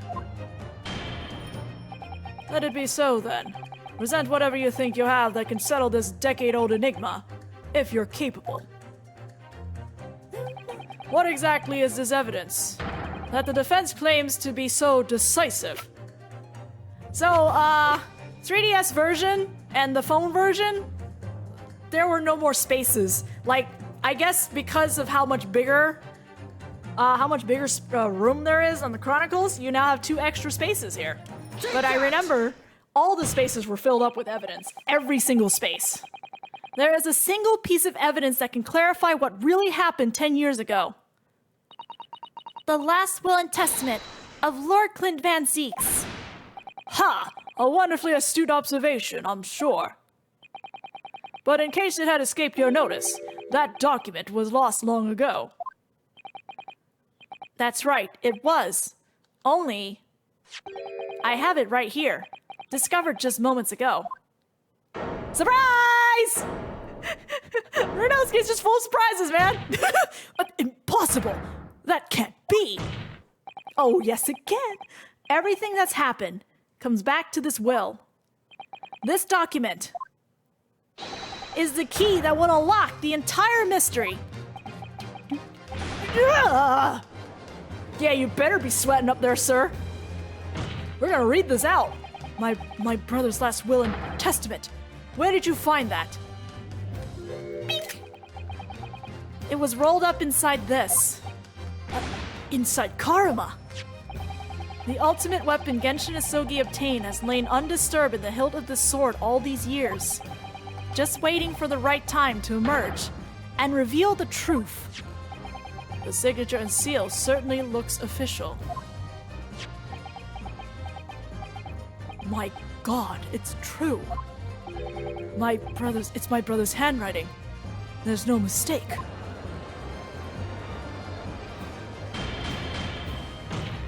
I forbid the contents of that document from being read out. Do you hear me? I strictly forbid it. Nah. Shut up. You can't do that, my lord. This document could explain everything. That document could literally destroy the meaning of justice in this country. Or your reputation, sir. I demand that you hand it to me at once. Nope. Why?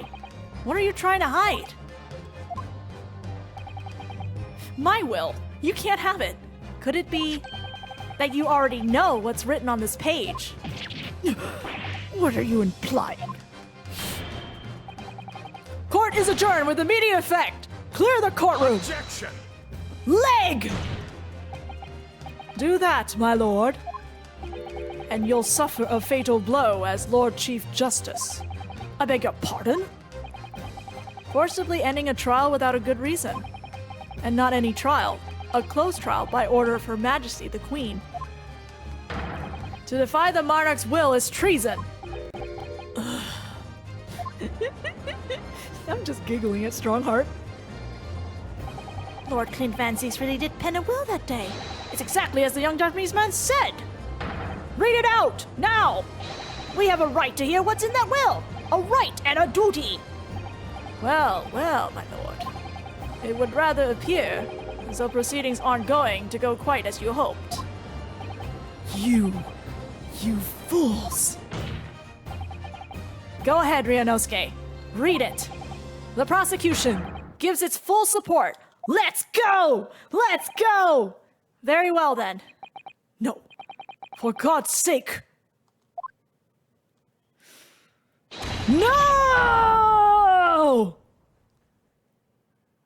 Whatever, Vortex, deal with it.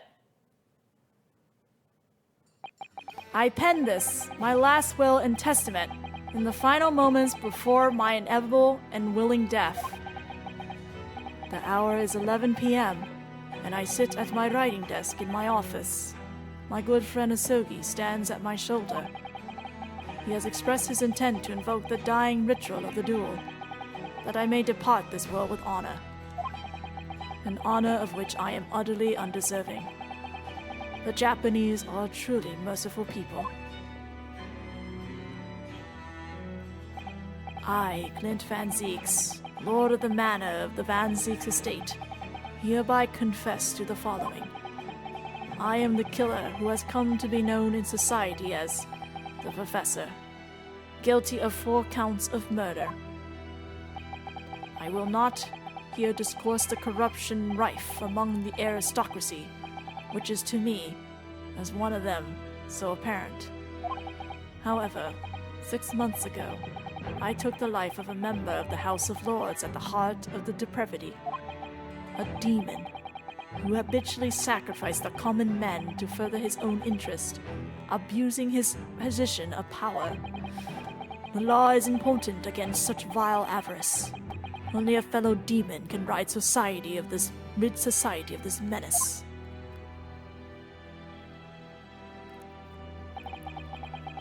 The demon was my quarry, upon whom I willingly set my great hound.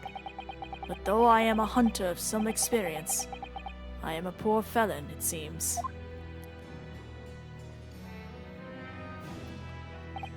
My guilt was at once recognized by another, and I became subject to his extortion. He held over me the threat of exposing my wicked crime to my beloved wife and daughter. And brother? Why did I say daughter? Brother! What the frick? I don't know where my brain was for. Under the threat, I have done this man's bidding for months now, killing those he demanded I kill. As I watched my former mentor perish before my eyes at the jaws of the hound I commanded, I realized that I had lost the last shred of decency within me and sunk to the level of a wild beast. There is no path back to the light. Be it I or my dear friend Asogi who dies this night, I am eternally damned. To my extortioner, male Strongheart, may you feel the jaws of the beast at your throat every time you swallow. Ooh, nice. That was really good. Woo! So now we know. Yes, Clint Van Zieks was a murderer, but somebody was directing him and naming his victims. His extortioner, Lord Male Strongheart. It was you! Lord Strongheart, a moment ago, you claimed that what the court has heard could destroy justice in this country. But you weren't trying to protect justice at all. All you were trying to do was conceal the secret of your true nature and the countless lives you sacrificed up till now.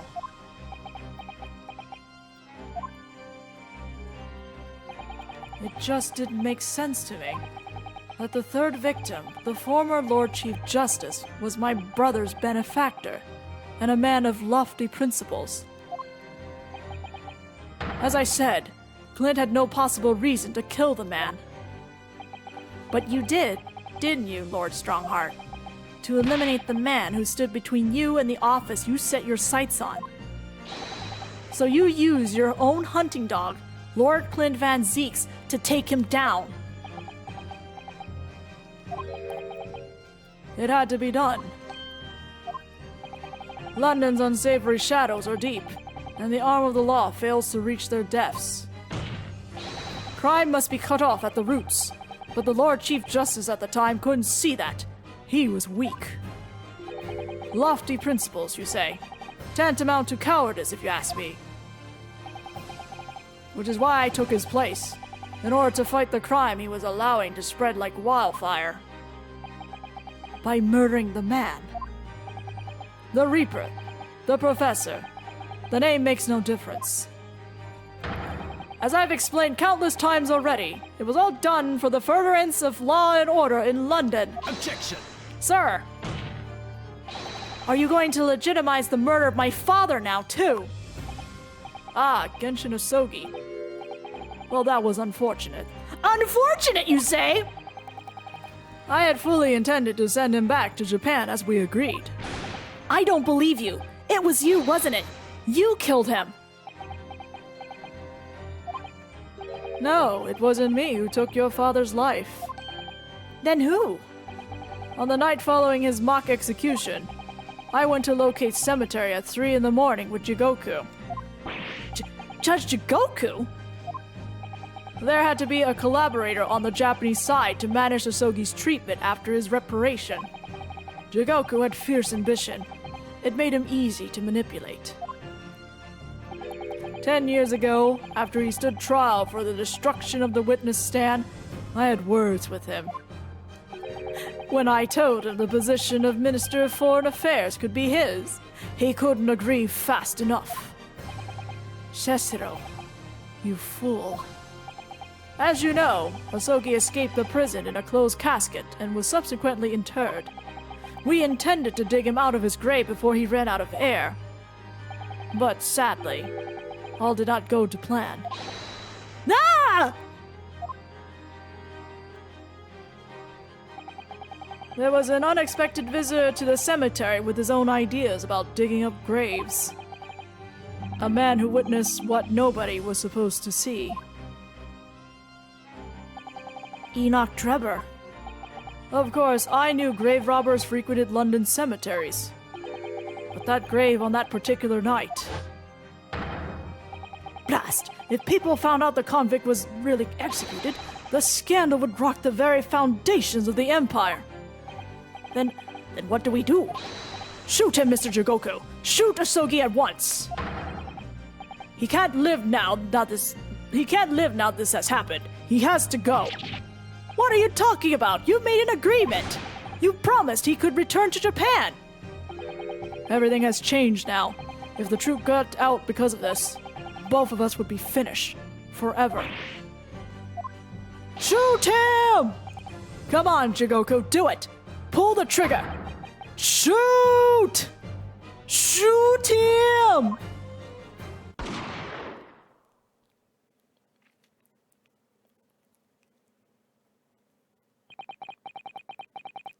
Jigoku shot Asogi from the shadows.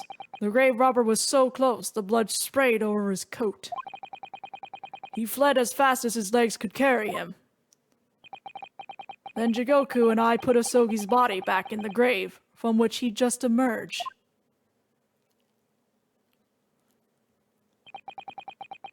When I later learned of the waxwork modeler's presence at the scene as well, I made her swear to 2 things. Never to remove the professor's mask, and never to speak of the events of that night. And with that, the secret was buried along with Asogi's corpse.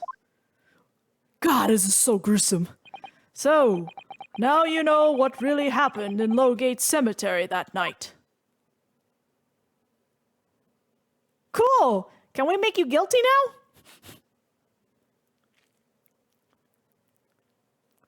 My God, I would not blame Asogi going into a fit of rage right now. Frickin' courtroom's just playing around circles with him. Frickin' Strongheart's going around circles with him. It was Jigoku, your Japanese acquaintance, who killed Asogi in the end, you see. He claimed to be the man's friend, but when push came to shove, he pulled the trigger.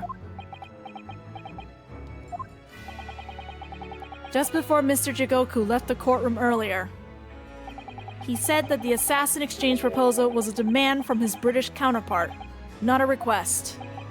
So you coerced him too, using what happened in the graveyard. By that time, Jigoku was the Minister of Foreign Affairs, negotiating international treaties with Britain. You can imagine what would have happened if it came to light he murdered a compatriot 10 years earlier. He would have lost everything. I merely reminded him of that. Merely! How do you sleep at night? How do you sleep at night?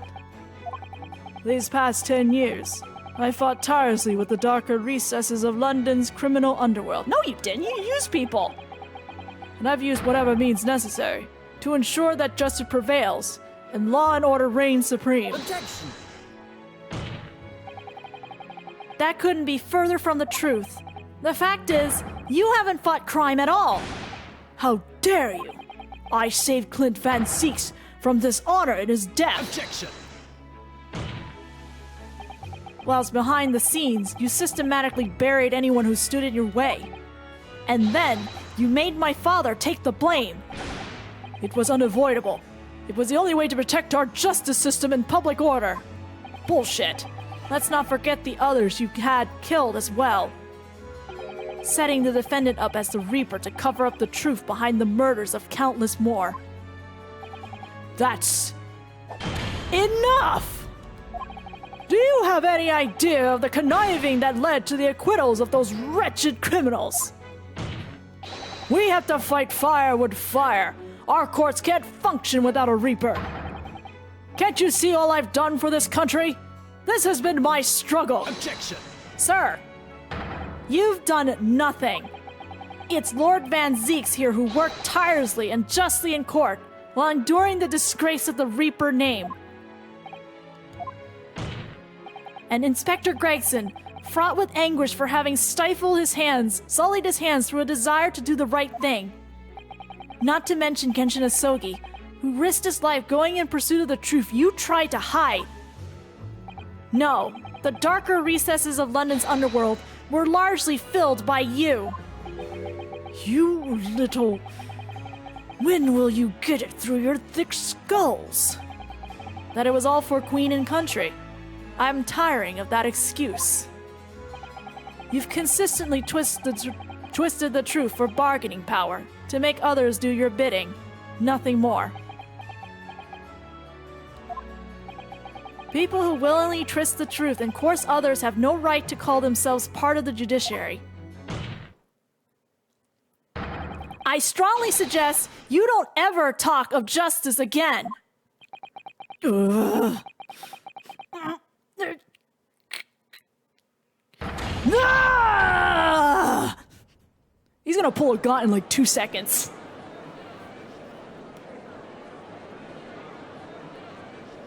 Whew. Whew.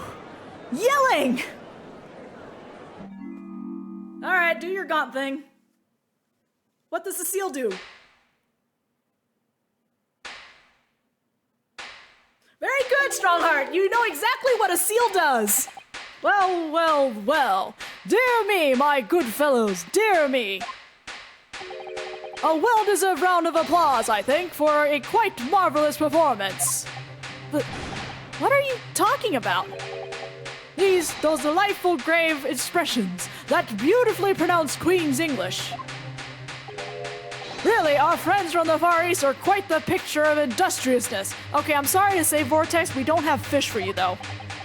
You fraud. Keep your mockery. Please, don't misunderstand. It really is exactly as you both said. What are you trying to say? I have occupied the darker recesses of London's underworld and, how did you put it, done nothing.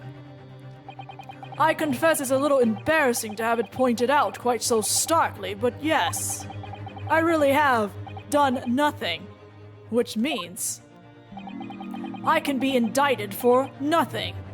No? What? It's true. Personally, I have committed no crime. I've merely been surrounded by fools who've acted very rashly indeed. Objection! You can't get away with that. You've consistently preyed on people's weaknesses. And what? Threaten them? Are you sure it wasn't just bargaining? Rubble, rubble, rubble, rubble, rubble, rubble, rubble. I would like to address all the good lords, ladies, and gentlemen of the judiciary here present. You all know of these darker recesses in our great capital, and deep down, I believe you also know that to fight those who dwell there requires at least some of us to occupy the darkness ourselves. Okay, the localization did manage to drop a lot of darkness in the script, thankfully, but it's still there, and I can't stop thinking about Kingdom Hearts. So let me appeal to your good sense now. Consider the situation with me. If this catalog of horrifying revelations were to become common knowledge among the 6 million inhabitants of London, what might happen?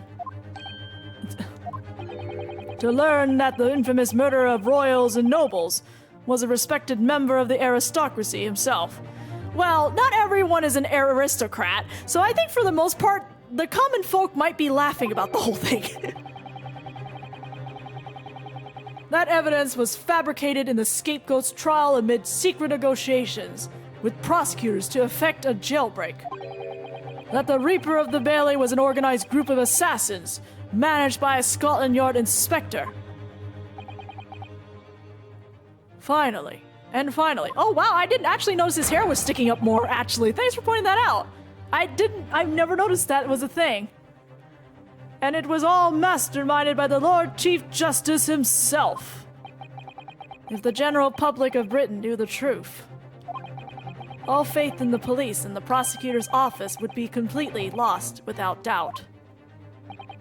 Public order in the capital would completely break down. We'd be cast back to the lawless days of the last century. Precisely, as it was 100 years ago, when 1 in 10 of the population were criminals. Think what we've accomplished since then. A public policing force. A comprehensive set of laws.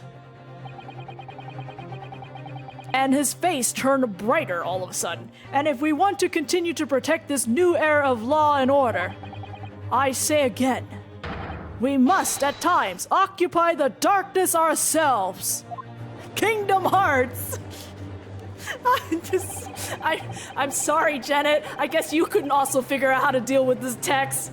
We have successfully identified and apprehended the man responsible for taking Inspector Gregson's life. That is all that was expected of this trial.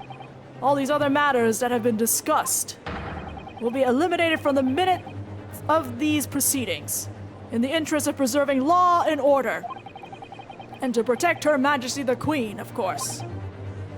Buddy, I don't think the Queen needs protection from you. Well, my lord, ladies and gentlemen, what say you?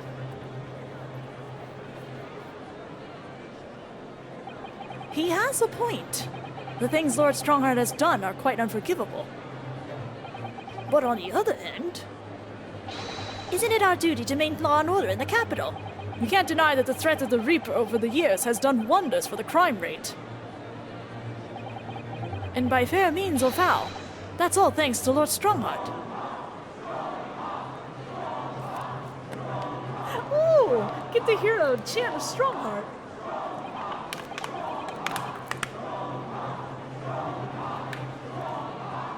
Are you hearing this? This is the will of the British judiciary? Hey, do you have any of that wine, Van Zeeks, you can pass to me? Because I could also use a drink.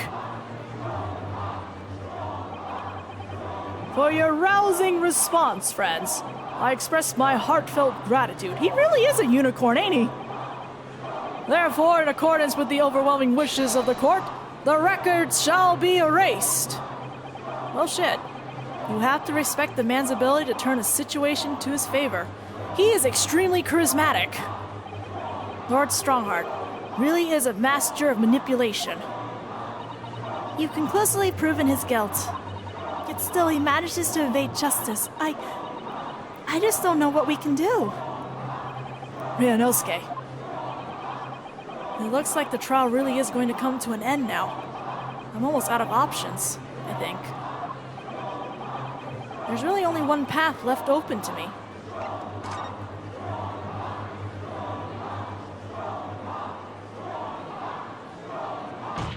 Shut up! Yes, as I know only too well, the only thing that carries any weight in court is hard evidence! There it is!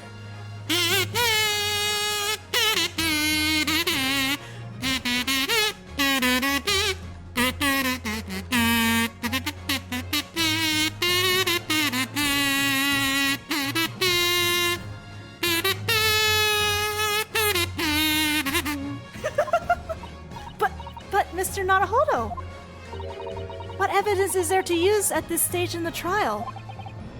I have an idea. I don't know whether anything will come of it, but if there was ever a time for using this particular item we have among the evidence, it's now.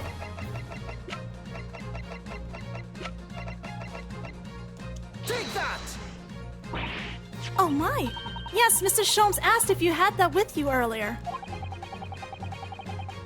We've exposed all of Lord Strongheart's wrongdoing now. Now, what's gonna happen is extremely divided in reaction so far. I feel like with the Western release, I think most of the people on the West will also be kind of divided about what happens here. I have no doubt that Mr. Sholmes has already deduced exactly how the truth would unfurl. So I think it must be time for the great detective to take center stage, don't you? Yes, absolutely. Let's take the hair by the ears then, and heave. All right, here goes. Heave! Ow, ow, ow, ow, ow, ow, ow! My dear fellows, must I remind you every time? A gentle tug will suffice. Mr. Sholmes, you're looking in quite the wrong directions, Mr. Naruhodo, because I'm over here. Huh? And Mr. Naruhodo, he's... Surprise! It's Mr. Sholmes! Do-do-do, na-na-na. I wasn't expecting you back, Sholmes. Delighted to be here again, Lord Strongheart. What is the meaning of this? Bailiff, seize him! Put that man in irons! This is a closed court! You've been warned once already, man! What the? We can't get an hold of him, my lord! we just go straight through him! I'm afraid your efforts are wasted, you see. The great detective you see before you is composed entirely of light and shadow. An image, if you will. We did get the Holmesy dance, though, like... Mr. Naruhodo, I must congratulate you on your fine deductions. Alright, so here's my problem with this. I feel like Herlock showing up kind of underplays, like, everything Naruhodo's done. Because at the end of the day, it's the detective that saves the day. Even though this game is about Naruhodo's journey. So that's my problem. But, on the other side of it, this is a victory lap. You've done everything you've done everything. You've done everything you possibly can, and this is now your reward. Mr. Sholmes, what on earth is... Are you familiar, I wonder, with the invention known as the telephone? Well, yes, I hear that some public telephones have been installed recently in Tokyo. Yeah, I think, look, I understand with Iris and Sholmes, they're ahead of their time. That is actually the intention of their characters. So they always have these inventions that feel slightly out of the time period, which is fine. That doesn't bother me, but I think the hologram is asking a little bit too much disbelief, honestly. I think this is a little too much out there to really make it work in a Victorian era. The sound of the speaker's voice is converted to an electrical signal and transmitted instantly to another place. Quite. Sounds are transmitted, so could not keep images, so could not images keep them company, I mused. Iris and I did some modest experimentation to develop such a device specifically for this very day. Modest experimentation, Mr. Sholmes. What a modest description. And somewhat incidentally, I thought we might just as well transmit an entire scene. Somewhat incidentally, Mr. Sholmes. Now you're just being immodest. Baroque is just like, ah! Do you mean to say you're not actually here, Sholmes? Ah, I knew my trusty partner would have no trouble grasping the concept. Except he's grasping the stand to steady himself after your shock arrival.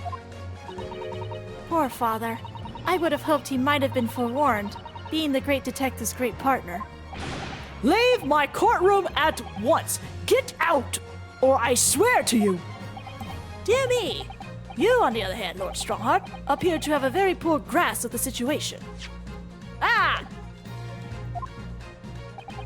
allow me to reiterate, I am not here. Which would, I hope, lead naturally to one asking, where exactly are you?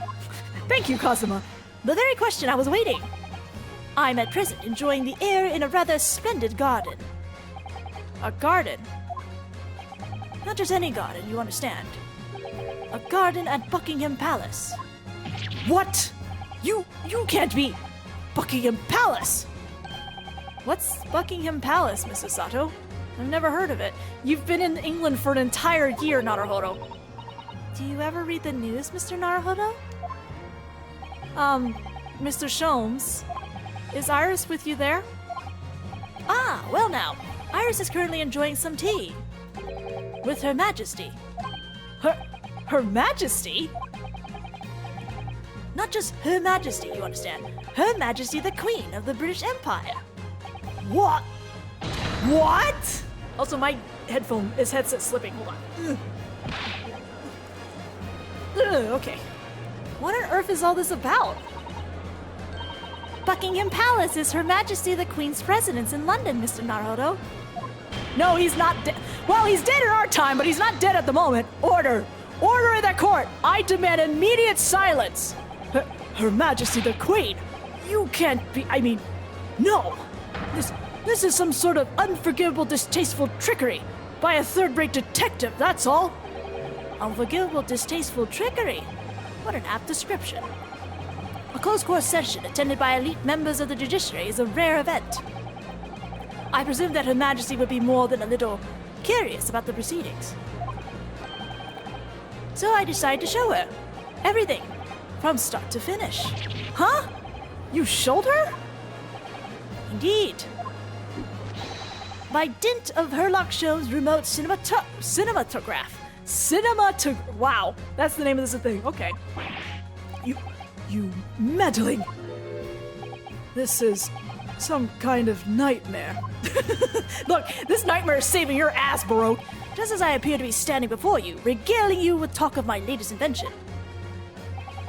No doubt you've inferred that the reverse is also true. You don't mean...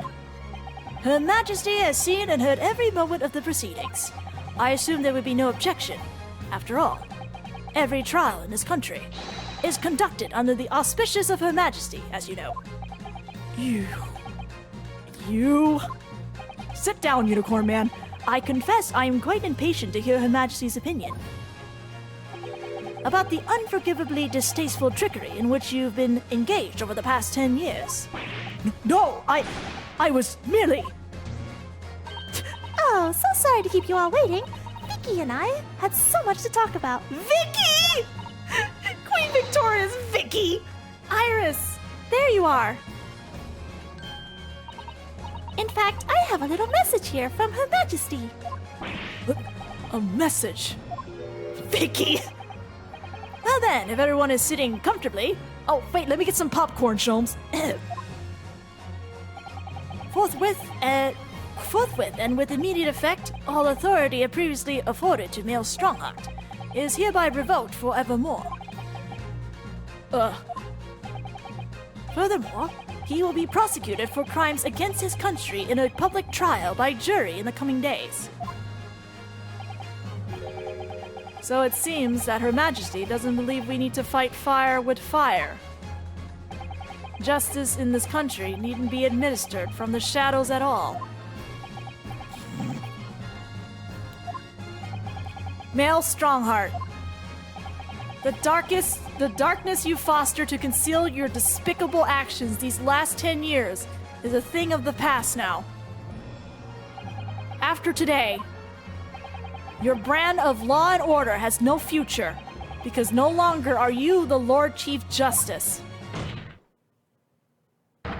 In the eyes of the law and Her Majesty the Queen, you are nothing but a criminal.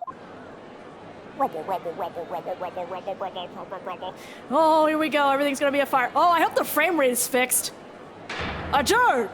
Adjourned! Adjourned! Adjourned! Adjourned! The court is adjourned! Boink! Okay, let's see if the frame rate fixed itself for this too, because the 3DS really struggled with this. Goodbye, sir. You are extra definitely guilty. Oh shit, it's 10 flames for one flame for each year he's committed crimes. That's cool. I just didn't think of that for a moment until just now.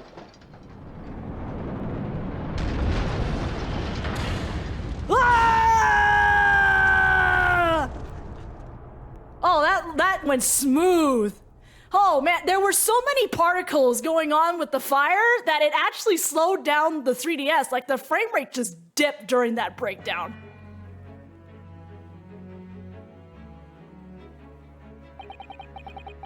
Lord Clint Van Zeeks left a will in which he confessed to everything. He's sizzling. When those words came out of Asogi's mouth, it deranged me completely. I knew I must do anything and everything in my power to contain the situation. And I couldn't find the damn document. I searched his cell, but it wasn't there. Which precipitated the jailbreak plot, I presume. What do you mean? Hey, thanks for the follow. The need to attain that will was all-consuming. I was sure that if I facilitated Asogi's escape, he would emerge with the will somewhere on his person. He's definitely roasting. But despite searching his limp body in the cemetery that night, it still eluded me.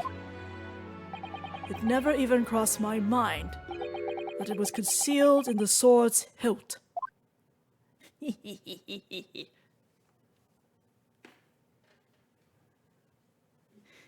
Tee-hee.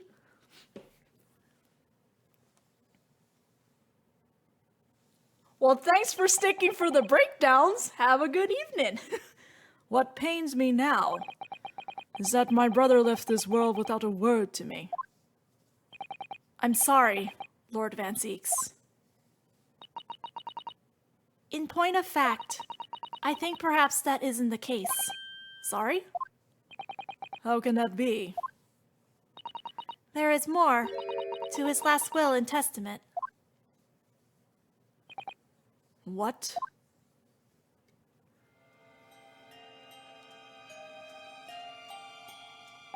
As I confront the prospect of my demise, I feel bitter regret for my younger brother. Baroque, you've always looked up to me, and now you follow in my footsteps to become a prosecutor. It is my fervent wish that my unspeakable deeds should not hinder your advancement. I ask not for understanding, for none could understand my depravity. I ask only for forgiveness.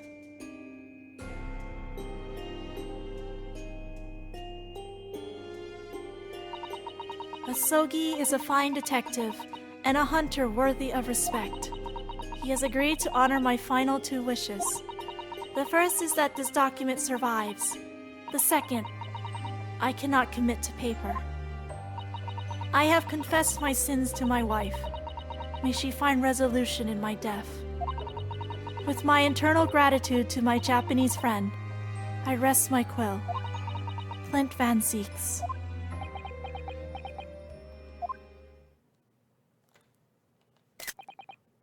Clint. Oh.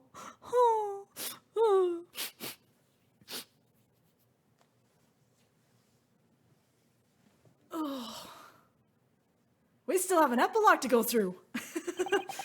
Male Strongheart, you colluded with Sessho Jigoku in a criminal plot so immense it spanned the oceans. And you cold-heartedly murdered all those who knew the truth about what happened 10 years ago. But why did you set about that now, a whole decade later? To ascend to the very peak. These last 10 years made me realize being the Lord Chief Justice wasn't enough, short of becoming Her Majesty's Attorney General. I could have no real power to effect the changes needed in this country. And for that promotion, I need to ensure no remnants of the past remained. That's a lot of people you gotta kill. How could you? I like everything to run smoothly, in the exact manner that I prescribe. Like a well-oiled machine. And I was just a step away. And for your ambition to succeed, did you even bother to count the number of brilliant people you had killed? Tick-tock, like the clock slowly counting down to his own demise, as time catches up with him. Ah, Mr. Reaper, are you not forgetting something? Such as? You very much adopted your usual prosecutor-like demeanor in the proceedings now. But the reality of the situation is that you are the defendant in this trial. However, the presiding judge would appear to have fallen from the bench, as it were. May I suggest, therefore, that we entrust the final adjudication to an old friend. My lord. As a member of the judiciary, I have been following the proceedings from the gallery, and I must say, I shan't ever forget that extraordinary battle between good and evil that I witnessed here today. Welcome back, Judge! The darkness that has blighted justice in our land these past 10 years has at last been dispelled, thanks in no small part to the efforts of the bright young star from the east. Defense Counsel Naruhodo. Yes, my lord. On behalf of everyone here present in the Old Bailey, I give you my heartfelt thanks. You're too kind, my lord. Give him a medal! And money! The first time I faced you in court, just under a year ago now, I had the faintest of intimations that if British justice, so warped and twisted over its long history, was finally to know change, this might just be the man to do it. What? But at the time, I wouldn't allow myself to acknowledge the possibility. I couldn't overcome my hatred of the Japanese after the circumstances of my brother's death. Mr. Naruhodo,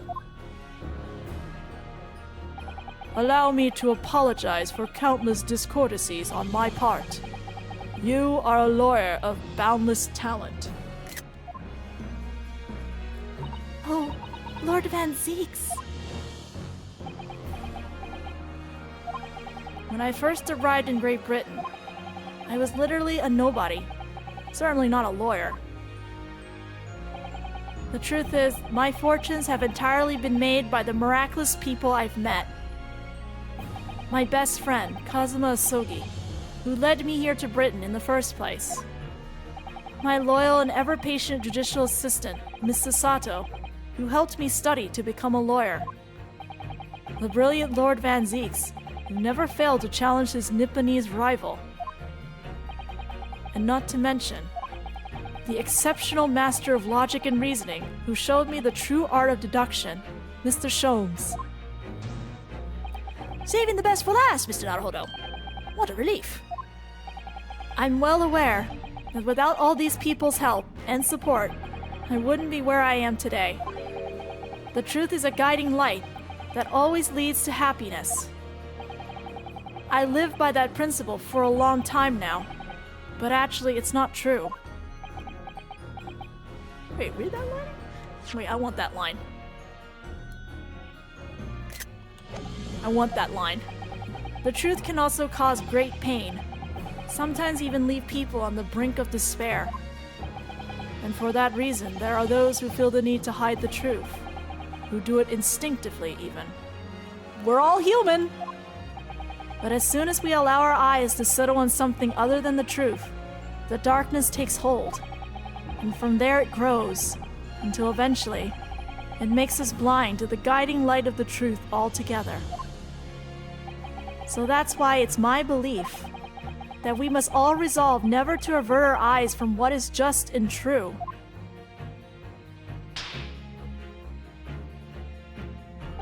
So that we can continue to walk the straight and narrow path ahead.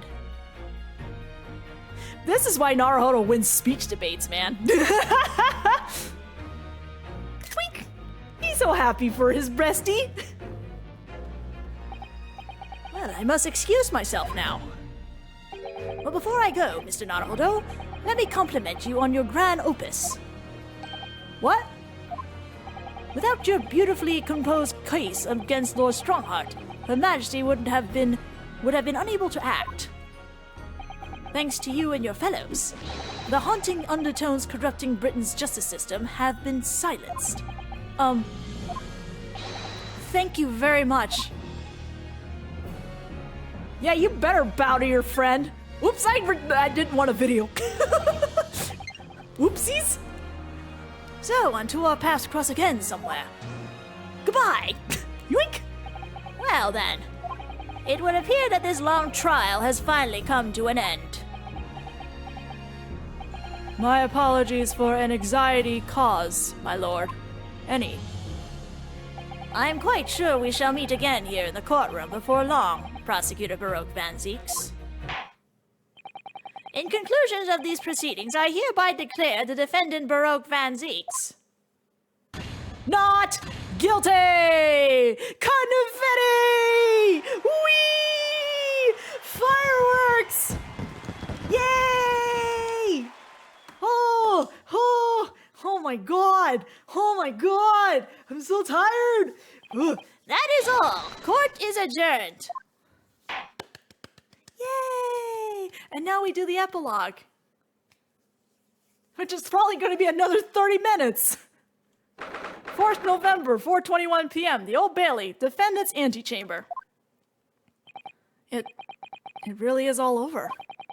But did I sacrifice too much? Mr. Naruhodo, I really must congratulate you. It was a truly splendid performance. Honestly, I couldn't be happier for you. Thank you very much. But I really couldn't have done it without you at my side through it all, Mr. Sato. Oh. Your kind words mean so much to me. It really was a very splendid show, that, Naruhodo. I'd have thought you'd be smiling from ear to ear, but you look rather glum. Well, of course I'm delighted about the verdict. But in exposing the truth, I'm afraid I've caused my client a great deal of pain. I'm really not sure that's what a lawyer ought to be doing. Oh, well, in that case, I'm quite sure that when you see Lord Van Zeek's smiling face, everything will seem much better. He's not smiling! Hi! Mr. Sato, everything seems worse. He has a face like thunder. He's got a thunder face? What is that description? Oh dear, I really shouldn't have presumed. Mr. Naruhodo. Yes? Almost a year it's been now, since I first encountered you here in this very courthouse. For you to have risen to the level of excellence you demonstrated today, well, it's quite remarkable. But I exposed the most unpalatable truth to you could ever have imagined in court today. I feel as though I've robbed you of something you held so dear. What was it he said? To fight those who dwell in the darkness requires at least some of us to occupy the darkness ourselves. But that was just a feeble excuse of a coward. Only those with a steadfast eye for the truth have what it takes to fight the dark forces of crime. You made fine work of establishing that fact in court today. Oh. Well, thank you. What magnanimous words! I'm quite sure that Kazuma-sama would have a smile on his face at this very moment if he were here. Kazuma. Nope. He's not happy either. Mr. Sato? There's another face like thunder here. Oh my, and he really was here. Can you just smile for your best friend? My god! Lord Van Zeeks. Allow me to congratulate you on your acquittal. Congratulate me, or curse me. You failed to bring down the Reaper. I owe you an apology. No, it is I who should apologize. Oh, both of you apologize. Your father, Genshin. If I had been stronger, then perhaps I made an unforgivable error of judgment. I can offer no excuse. And I can offer no forgiveness. That said, I suppose you fought for justice and the truth. For that, at least, I can't withhold respect. Your words mean more to me than you could know. I will hold them dear. Kazuma-sama. I must say, there's one thing that's still bothering me. What's that? That will. The will that Lord Clint Van Zieks wrote before his duel with my father.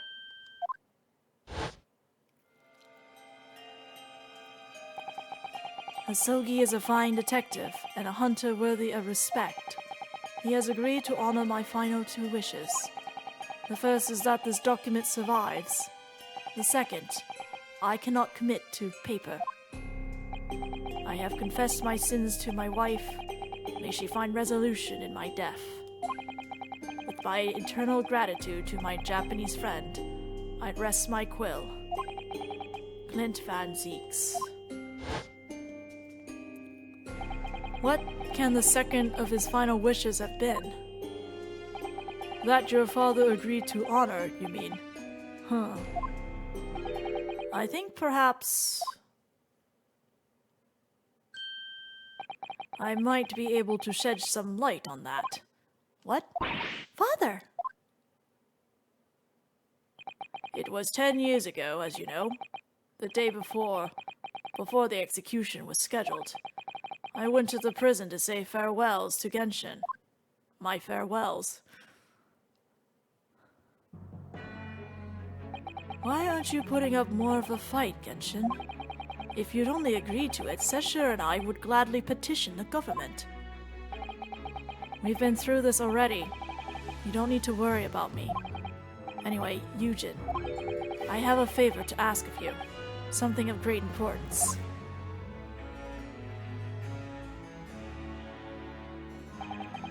You're one of my greatest friends, Genshin. Whatever it is, consider it done. I'm going to tell you an address. I need you to go there at once, in secret and telling no one. You should find a lady of the gentry in hiding there. A lady of the gentry? She's not in a good way, and she's with child. The birth is imminent. As a medical man, I'd like you to attend to her. Please, you're her only hope. By any chance, is the child yours, Genshin? Don't be daft. It's a favor that was asked of me by a man I knew, as his dying wish. My goodness. I swore to the man that I would help, that I would do whatever I could for his wife and his unborn child. But if something should happen to me, I need to ask you that same favor. You're the only person I know that I can truly rely on. What did you say? If something should happen to you, tomorrow night you're going to be...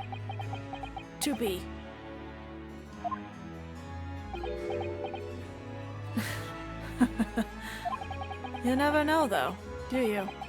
What life will bring. Alright then, tell me the address. I'll head there at once, with Seshiro and... No, not with him. Pardon? This is a favor I'm asking of you, and only you, Yujin. Right, I see. Very well then. Yeah, this is the twist I definitely didn't see coming. That very night, I caught a train from Paddington to Dartmoor in Devon. I found the old house in the middle of nowhere. It was. An old hunting hound lay asleep in the grounds.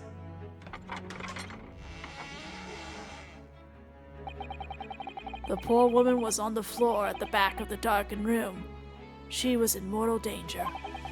I broke her waters to precipitate the labor before she weakened further, but it was a torturous birth.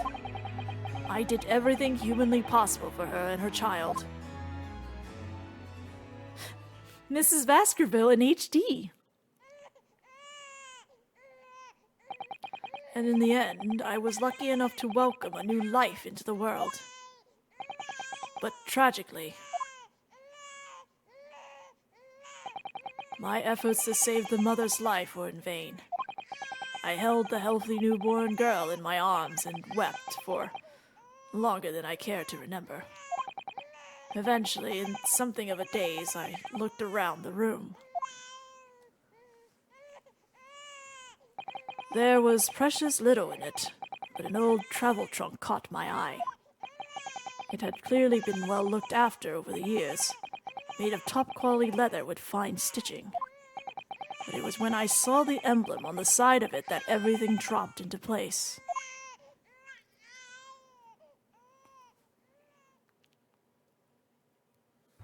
B for Baskerville.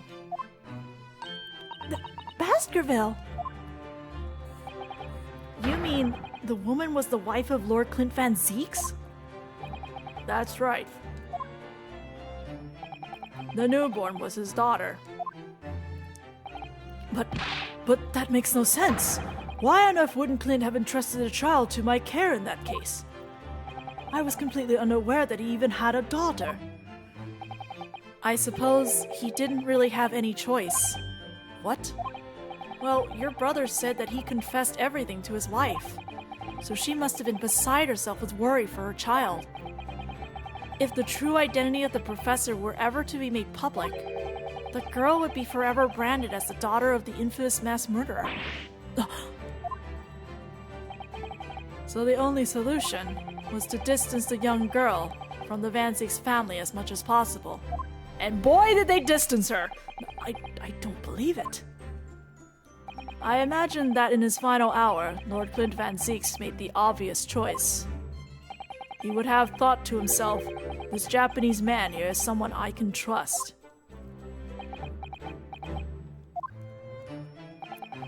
I honored my promise to Genshin, of course.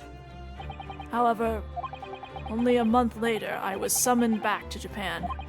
And without disclosing the parentage of the child, I couldn't obtain permission to take her with me. Oh, how awful. I was completely at a loss. In the end, I had to ask my great friend. I asked him if he would be a father to her. That being Mr. Sholmes, I presumed. Yes. He took one look into my eyes and agreed to it on the spot. Mr. Sholmes, he has a heart of gold. Really, all it can be said that I did for the child was to give her a name. Oh? When I come to Britain, I was trying to escape from the grief of losing my darling wife. So it was her name that I gave the little girl. Your wife's name, Professor Mikotoba. In other words, the name of my mother. Ayame Mikotoba. Oh! Oh! That's right. Ayame. Or in English, Iris. Surprise! Iris. I had no idea. Ouch! Mr. Naruhodo, what's wrong? This little thing just pinched me on the behind, through my trouser pocket, hard. Ah, my dear fellows, can you hear me? Mr. Sholmes, is that you? Yes, we can hear you. You see what excessive tugging can do? Let that be a lesson to you. Mr. Sholmes, we weren't able to thank you properly before, but you were simply marvelous. Your checkmate move was a stroke of genius. Indeed it was, wasn't it? I surpassed myself, I feel. It had become apparent to me that to stop the Lord Chief Injustice would require such measures. Bruno! Susie! Oh, Iris! Everyone panic! Oh, I'm so pleased. What a wonderful outcome. Her Majesty Queen Vicky said she thought my special blend was delicious. Oh, I'm sure she did. After all, no one brews a more delicious tea than you do, Iris. Let's have a party to celebrate. And Mr. Reaper, you simply must come too. What? I'm afraid I couldn't. The Reaper of the Bailey, flustered by a 10-year-old girl. Again. No? Really? Oh, pooh. Oh, pooh! But I give you my word that I shall present myself at your residence in the near future to express my gratitude. Please call him Uncle Reaper, Iris! Oh, how lovely. You've promised now. I won't let you forget. Bye for now, then. Alright, Iris. Thank you for all the help earlier. Oh, that was nothing. Just come back home soon. Ouch! Oh, one final pinch goodbye, was it?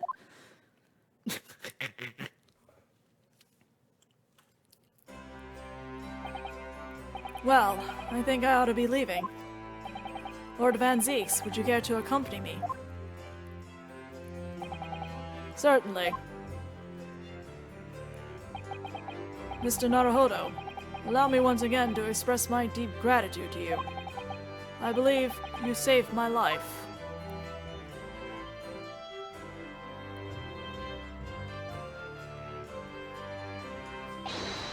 Wait, Lord Van Zieks. Yes? What are you intending to do now? Well, clearly, I shall have to resign from the prosecutor's office. Oh, no. I intend to publicize the full truth about the professor case. Once that's done, the Van Zieks family will be ostracized completely from London society. Surely not. Don't be dramatic. So as soon as I am free from my employment, I shall leave the capital. Oh, I see. Don't be a fool. Are those the actions of a man once feared as the mighty Reaper of the Bailey? I beg your pardon? For the past 10 years, you've endured that pseudonym and been cast as one of the dark forces yourself. Now that you've finally been freed from that disrepute, your battle is just beginning, surely. Well, I certainly never expected to hear those words from your lips. I waited a very long time to come to London. Now I'm properly here. I intend to learn all that I can. Anyway, goodbye for now, Ryunosuke Naruhodo. That smile. Kazuma Asogi. It seems as though he's really matured suddenly. He's not the only one who's matured, Mr. Naruhodo. Huh? Well, I think we should make our way back to Baker Street. We must help Iris with tonight's dinner. We must.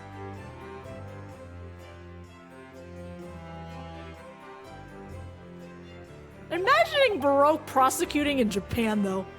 It was then that I came to an important decision about my future. Although he might not be able to, because I don't think he actually knows Japanese. Does he? I don't think so. More roast! 4th November, 6:25 p.m. Sholmes' Suite. I'm home. Ah! Gina! Ronaldo's shock is my shock. About time you got here. We've been waiting ages, Odo. What are you doing with that colorful piece of history? It's a party, innit?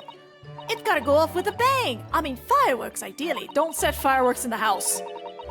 But when you ain't got fire, smoke's the next best thing, ain't it? There's a girl on Fresno Street who could help you with that, I think. Right, I'll remember that. You don't have to reload that thing every time I speak. You really must hear this. It's quite the most extraordinary thing. Oh my god, you two. I assure you, it will defy your expectations. Take down every detail now, Mikatoba. Ah, the world-famous great detective, regaling his partner with the tale of his adventure. A sight to behold. Would you care to hazard a guess? Where do you suppose the fiendish runaway had concealed himself? Would you believe it? Would you believe inside the trunk I found abandoned in his cabin? Sholmes! I would believe it, yes. I say, Mikatoba, I detect not a hint of surprise. I wonder why that is, Maybe because I was there at the scene as well, Sholmes. What? You were? Then why the deuce did you say so before? Not quite the sight I was expecting to behold, but still. It's hard not to feel privileged to see it. Hello, Mr. Sholmes, Professor Mikatoba. I'm finally back from the Bailey. And not a moment too soon. A feast prepared by Iris and Mr. Sato awaits. And I have pheasant this time. I must say, I haven't seen Susato looking so happy in a very long time. Bruno, there you are. Dinner is on the table, everyone. Please do come and take a seat. Time to fill me boots. Oh, Gina.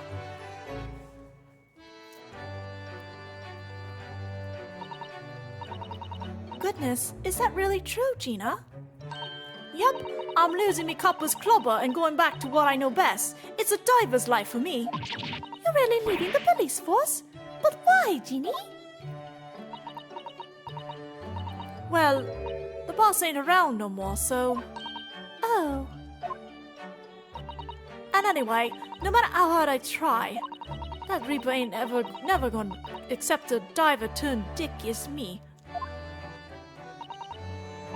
Well, people can change, you know? Oh yes, that reminds me. I rather thoughtfully offer to relieve the bailiff of this now defunct piece of evidence. Eh? It's the inspector's pocket watch. Oh, Gregson's song.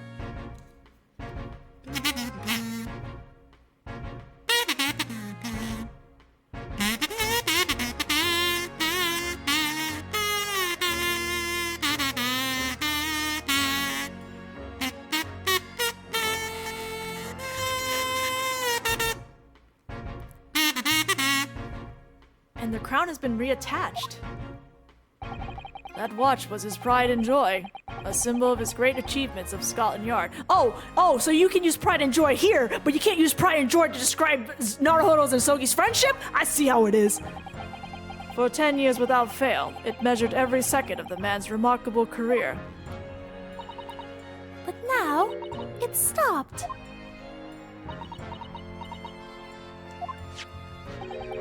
Someone needs to keep the memory of Inspector Gregson's career alive by taking on the great responsibility of winding that watch every single day again. A pocket watch. Yes, someone with an equally fierce detective spirit.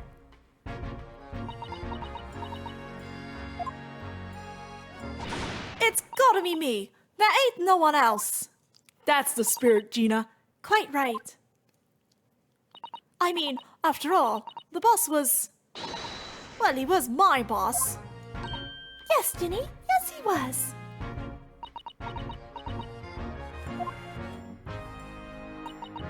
Oh yeah, and I made you a promise and all, didn't I, Iris? That I'd become a proper detective one day and track down your old man. Oh. Alright then, it's decided. I'll do it. And I swear.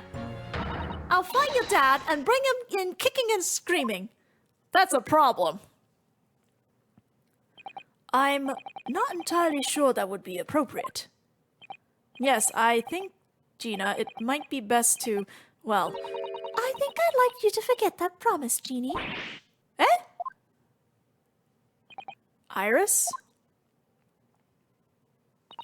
Well, obviously I've always wondered about who my real daddy is. Of course I have. I wanted to know where I've come from. I thought it might tell me something about myself. But I've caused such a lot of trouble trying to find out for so many people. Hurley, Bruno, Professor Miki? Oh, no, not at all, my dear. Really, you owe no apology to anyone. Well, anyway, I decided to give up on it because I finally realized my daddy is the greatest in the world. I don't think it matters what his name is or where he's from. Don't you agree? Hurley. Oh? Oh? With every word, Iris. Oh! Thank you, Hurley. Thank you, Daddy. Oh! Oh! I think, Mikatoba? Yes, Sholmes? I think that I ought to express my gratitude to you.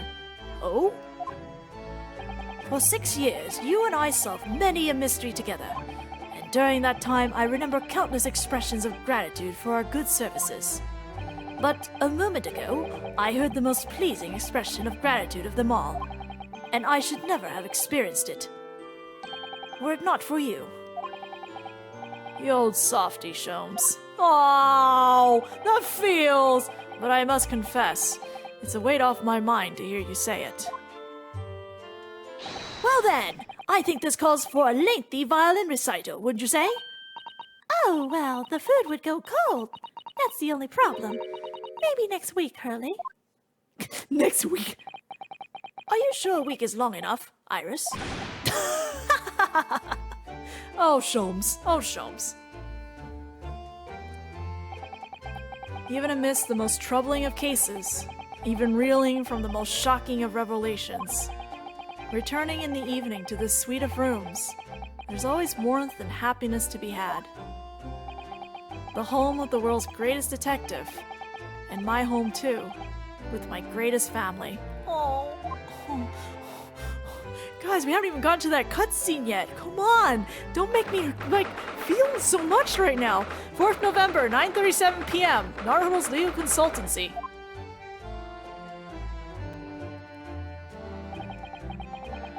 And this attic room has been my home and office for almost a year now. I've certainly had some unforgivable experiences while I lived here. But I think now, the time has come. Time to bid this place farewell. Naruhodo. Oh, Professor. Are you alone? I didn't hear any sounds from Susato's room. Yes, Susato-san went out after dinner. She took a carriage. Something about an important matter she needed to take care of. Ah, I see. I wanted to thank you for what you did earlier. Oh? With Iris, I mean. When the subject of her father came up. Lord Clint Van Zeeks.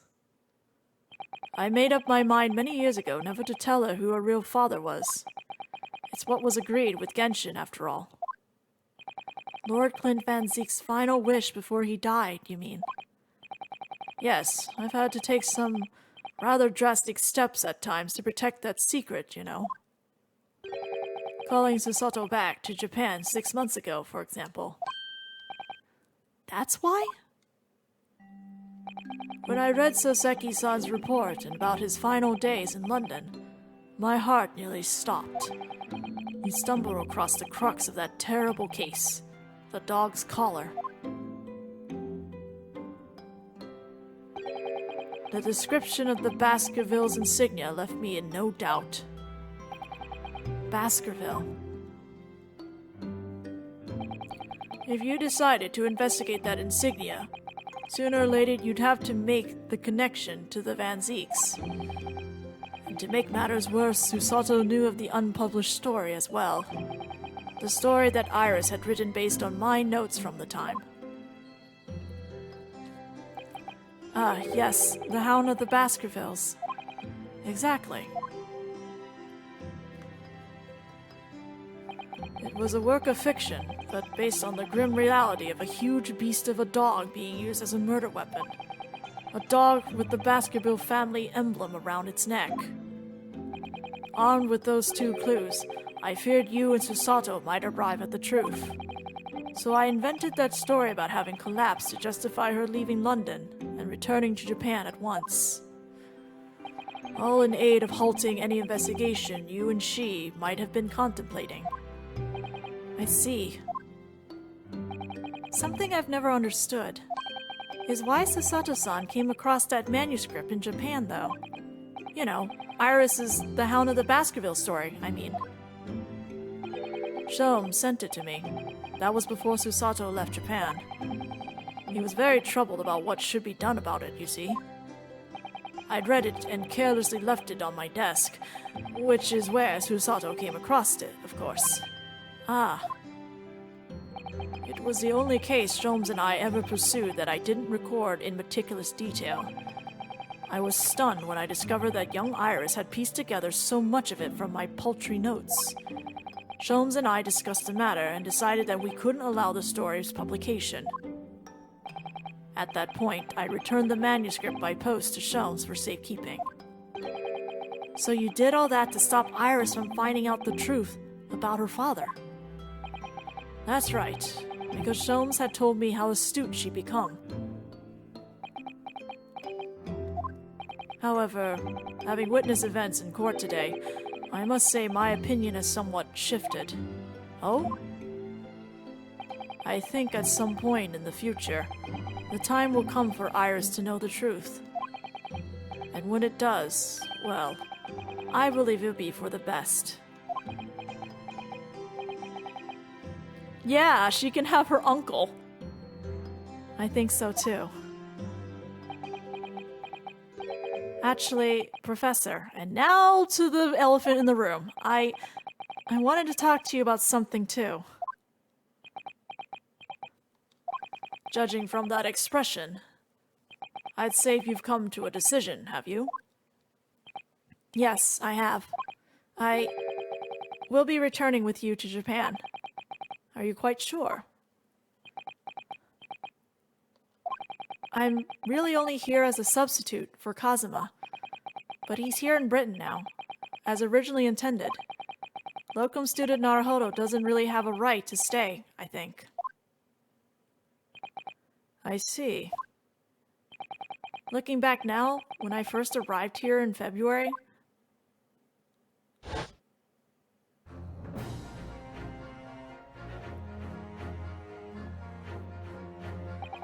my becoming a lawyer just seemed to be the way things turned out. With Kazuma, Susato-san and Mr. Shomes all gently pushing me in that direction.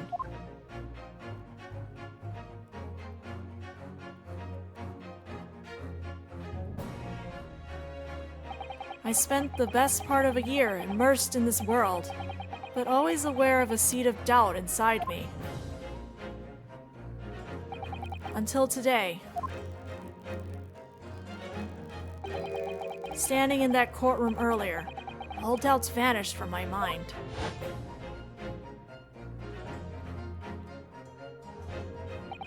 I was totally focused. I was sure of my belief in my client, and I was sure I could see the trial through.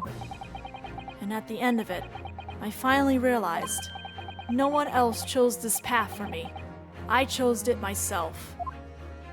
Naruto, you've grown up so much! What a good boy! My boy's grown up and taken out China? I mean, not wrong movie. The path of a defense lawyer, eh? Yes, that's what I am now. That's what I'll be going back with you to Japan as. And that's the path I'll be following for the rest of my life.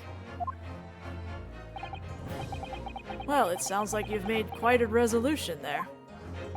I have. Very well then. I must say, it's extremely welcome news. I shall make arrangements for your return first thing tomorrow, but I don't imagine we'll depart for a few days. Not with the symposium having been cancelled now. Such a shame. Never mind. I'm sure there'll be other opportunities in the future. Well then, I'll bid you good night.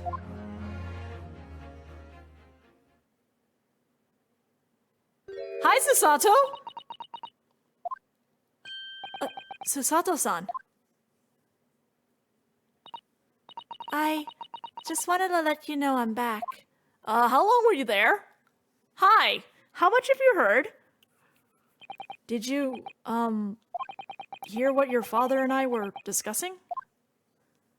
I'm sorry, I did, yes. I, couldn't help, but, Oh, how much did you hear? well, from the part about Iris's real father, I think. In other words, from the beginning. Whoopsies. So you've made up your mind. You'll return to Japan and continue working as a defense lawyer.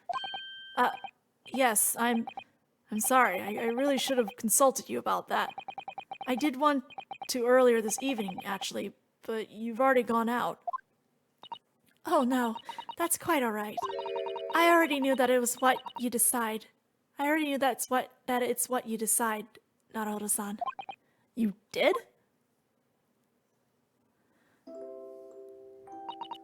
Oh.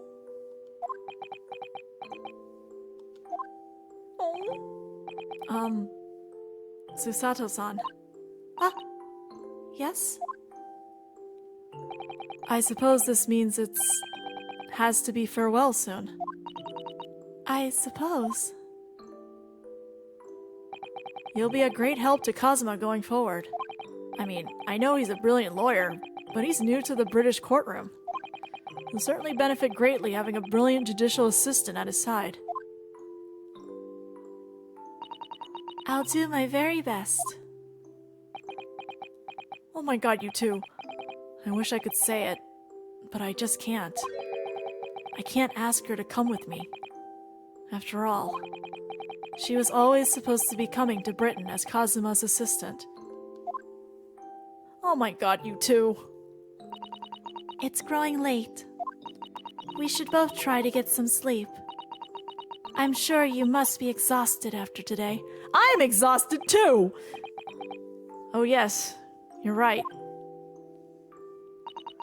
Before I retire, let me just say one more time. You really were quite splendid in court today. So if you ask me, anyone who thinks of you as a substitute or a locum should be ashamed of themselves. Susato-san.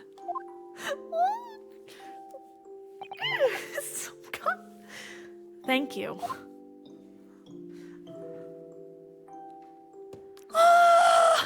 You're not a substitute anymore, Naruhodo. You are a real defense lawyer. Don't ever think otherwise. You're a good boy. Oh, I'm not even at the cutscene yet. Why you gotta be like that, game? Oh, okay. 7th of November, 5:42 a.m., Port of Dover, Quayside. God, that's such a precious scene between them, though. I can't believe this day's finally come. You're really leaving then, Runo? I'm afraid so, Iris. Thank you so much for everything. I don't know what I'll do without your wonderful cooking and delicious tea. Oh, I wish you weren't going. But you have to come back and visit. Say you will. Of course. I promise. Ex-locum student. Well, it was a very brief reunion, but it was a pleasure to pursue a case with you again after so long. For a while, at least, it felt like old times. Yes, I suppose on reflection, there's something to be said for it having a little fun once in a while. I'm gonna let this keep going for a bit. Also, thanks for all the subs, KV. Holy shit. I'm gonna let this play. Oh, you're not gonna play anymore? Okay. I'm not gonna continue the scene. I would like for this thing to do its little jingle. Thanks for all the subs, though. Let me see if I can get this widget to stop. I might be able to get... I don't want this widget to be playing with the scene that is about to happen, so... Oh, thanks for the follow, too. Where is the thing? Okay, there's the capture. Where's the... Oh, it's right here. Why is it hiding back here?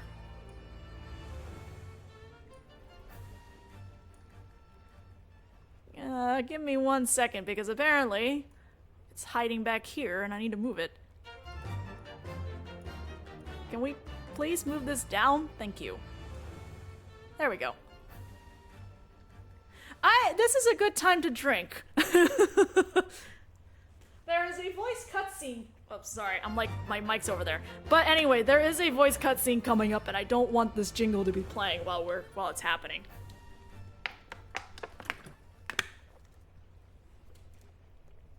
What if I turn it? Do I do this and it still jingles, or? Ah, there we go. Okay, normally I don't do that, but for this moment in time, because it's really, really late, I'm going to let the scene go. But thank you for the subs, and everyone who has subbed and also follow. Woo, jeez. Okay. I'll just go and say goodbye to the professor as well, I think. Alright, Iris. You do that.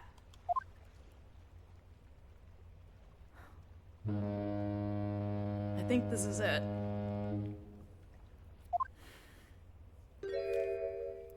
Susato-san. I've just checked, Naruhodo-san. Your luggage is already on board. Such a beautiful morning. Perfect for embarking on a journey, isn't it? Before I set off, I'd just like to say how thankful I am for everything you've done for me. And give my warmest regards to Kazuma, please.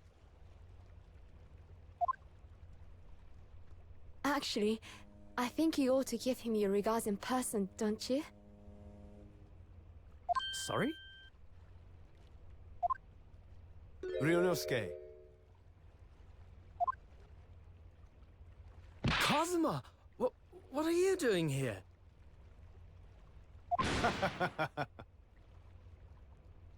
Do you really think I'd miss my best friend's departure? Thanks. To be honest, I'd been looking forward to our wild time tearing up the streets of Her Majesty's capital, but, Well, we'll have to save that for another time. Personally, I'm looking forward to facing you in court again. Me too. But, we're both defense lawyers, so, I'm going to become a prosecutor. I'll stay in Lord Van Zeek's tutelage for the time being, but before long, I intend to be just as formidable as the Reaper himself. Oh, I see. Actually, Ryunosuke, I have a favor to ask. Name it.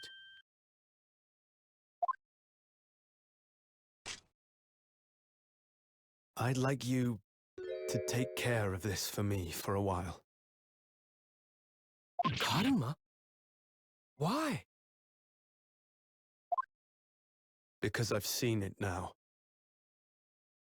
I've seen what's inside me, the demon that reared its ugly head that day.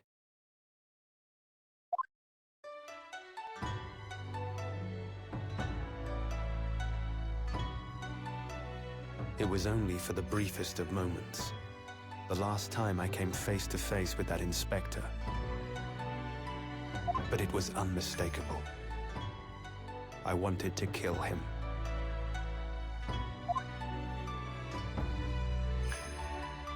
I've always known there are demons that live inside people. And now I know there is one in me. The fact that it very nearly consumed me is something I'll carry with me until the end of my days.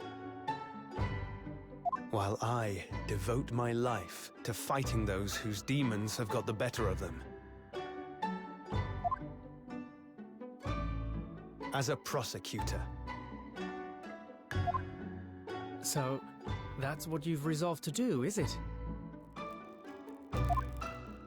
Until I'm ready to face the demon within me. To slay it once and for all. I leave this in your care. If you'll take it. Of course I will. I'll keep it by my side. Always.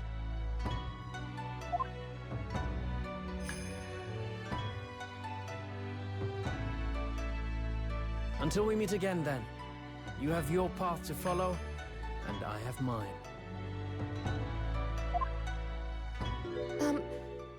Naruhodo-san?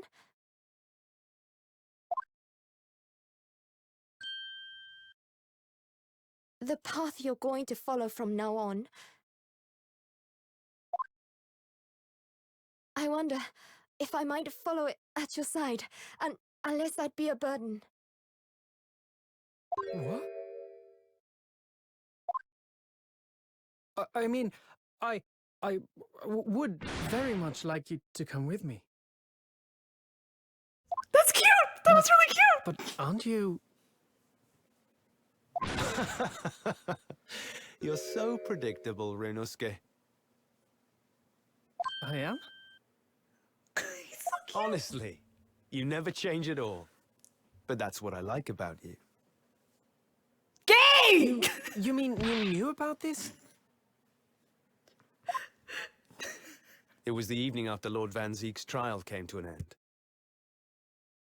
She came to see me at the prosecutor's office. Really? Oh, when I had that conversation with Professor Mikotoba.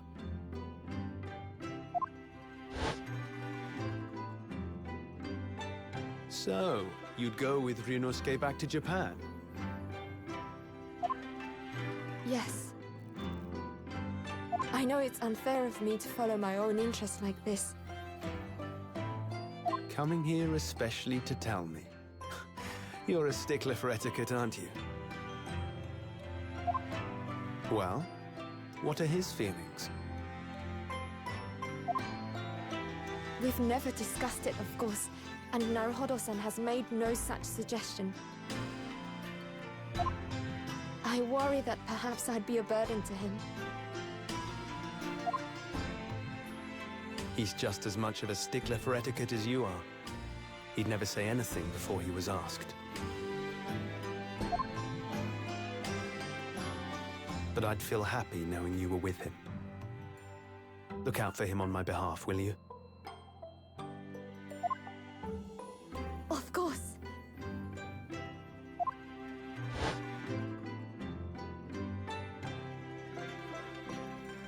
Susato-san.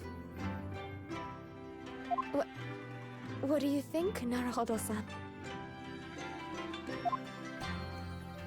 With you by my side, no trial would seem too daunting.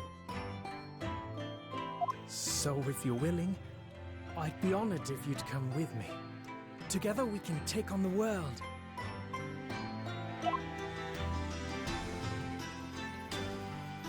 I'm terribly incompetent, but if you'll have me, I'd be delighted. Oh, no, not at all. If anyone's terribly incompetent, it's me. Ah! What's wrong? Your luggage, Susato-san. There's no time. The ship's going to set sail any minute now. It's all right. There's no need to worry. As it happens, my luggage is already on board too. It is? Your fine judicial assistant has everything in hand as always, I see.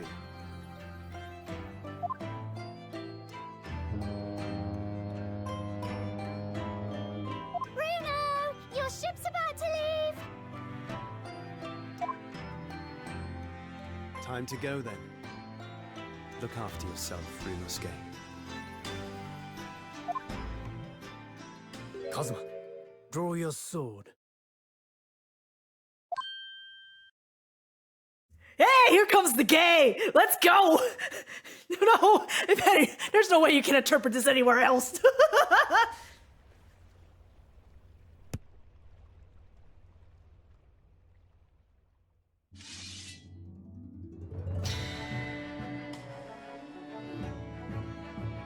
One day, when our paths cross, once more, we'll fight a duel of words across the courtroom.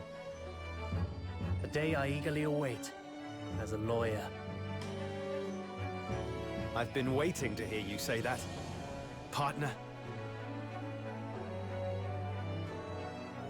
This is so crisp and in HD, and the gay is so much.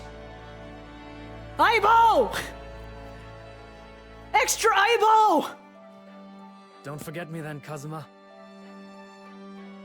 As if I could, Ryunosuke. And Mr. Sholmes, thank you so much. I'm very much indebted to you. Indeed, Mr. Naruhodo. I believe you are. I'll never forget all you've done for me during my time in London. Quite. I should like to think you will remember your debt of gratitude. Especially when I visit you in your country. What? The truth is, although many are ignorant of the fact, the world is far smaller than most folk realize. Well, I'd be delighted if you came to Japan one day. Oh yes! Would welcome you with open arms, Mr. Sholmes. Oh, that sounds wonderful! I can't wait! In that case, let us conclude that this is to be merely a brief parting, my dear fellows.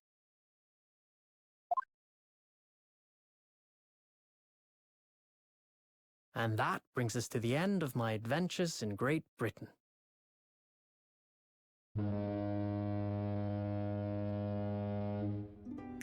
A peculiar twist of fate brought me halfway around the world those many months ago. But that was just the start of my journey. Who knows where fate will lead me next?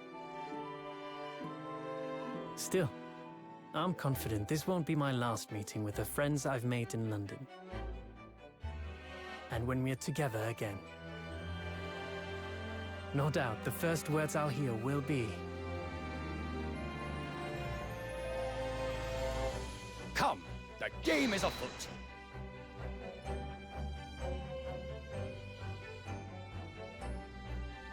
The ship, with our friends from the east, sailed steadily towards the distant horizon. But Sholmes' face was alight with joy. The times may change, but a steadfast friendship will remain true, Wilson. We have but to gently close our eyes, and we are with our companions once more.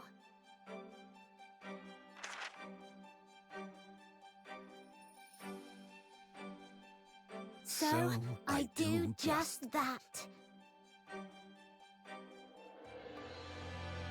And when I do, I can hear his strong, familiar voice ring out. Objection! Ah! We meet again, Bruno. Ah! Ah! Oh no! The end is here, everyone!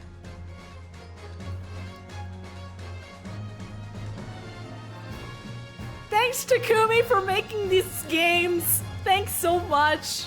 Bless. They're so good. Oh! I've been thoroughly inundated with the inquiries about my remote cinematographer since that day. But no purveyor of electrical goods. What of the promise closed court correctly? Anyway, I've decided an absence from London is in order. A sojourn in distant climes. The Empire of Japan, perhaps. I understand that wardrobe class incurs no charge whatsoever. Wardrobe class?! Thanks, Nuri, for drawing sexy characters. I gave a little note to Hurley the other day. It just said, "Thank you for everything, Daddy." But it made Hurley cry. I gave him some lotion I invented as well to dye his hair red safely. But he said that might make him cry too, so he'd rather not use it. Pouty. Thanks for the music!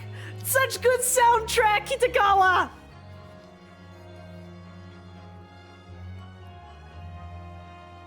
In those days, when I was known as the Reaper, I felt your presence at my side.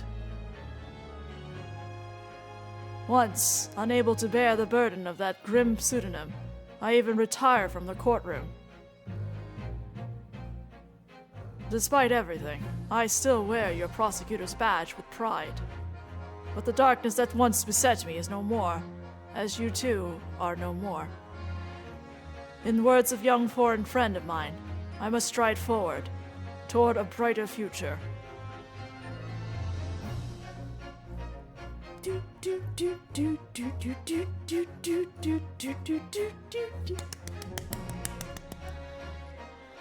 The boss left a note for me, you know? And I can't read every word now. A to Z. The whole lot. It's clear a load of stuff up. The boss was trying to protect me, see? And that's exactly what me and Chief Inspector Toby are going to keep doing for Londoners. I only wish I could have said how grateful I was before you know. Aww, Gina!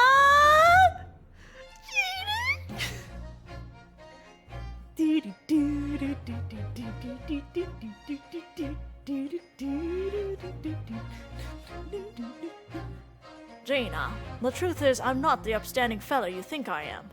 You might be a diver at heart, but it's good heart. You reminded me I need to be true to myself.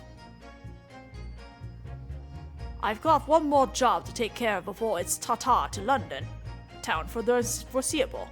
And then, I've got to complete your education, the art of detection, a la Gregson, as they say. Gregson! Janitsu! Thanks for all your localization effort, you and your team. Holy crap, this localization is ridiculous. Your Excellency, this man is accused of illegal entry into the entry of Minister of Affairs, blah blah blah. Objection! A blank overstatement overruled! The minister is detained in Britain anyway! Who is this caddish counsel for the defense? A woman is forbidden in the courtroom! Oh really? My friend Susato-san is in the British courtroom all the time, and doing a wonderful job. Thanks, Ray. Perhaps I should have engaged the services of a regular legal team. Man, you guys really have a problem with defense lawyers. You really have a shortage, don't you? That little smirk that Gregson made at the end, too, that got me. I'm just like, that got me. Mama, is it true about Japanese people? Are they experts at filleting corpses? Yes, they are. Fish corpses, on the whole. I like to hone my own filleting skills. You don't mind, do you, Mama? Yes, I do. I'm not a corpse yet, am I? No. And I'm glad. Oh. Holy crap, the work that must have gone through just to get the accuracy of all the accents and everything, man. I mean, I'll talk about it when we actually get to that walking credit, but jeez. Jeez. Here I am again in Great Britain on the invitation of my dear old university friend. He sent me a very nice letter saying he'd like to show me around now that everything was settled. But what have I done? I was so excited I picked a splendid hotel. Now I can't afford the bill. Oh, Baroque, come to my rescue again, please. I wish I could just vanish into thin air sometimes. Honey, why did you pick the most expensive hotel?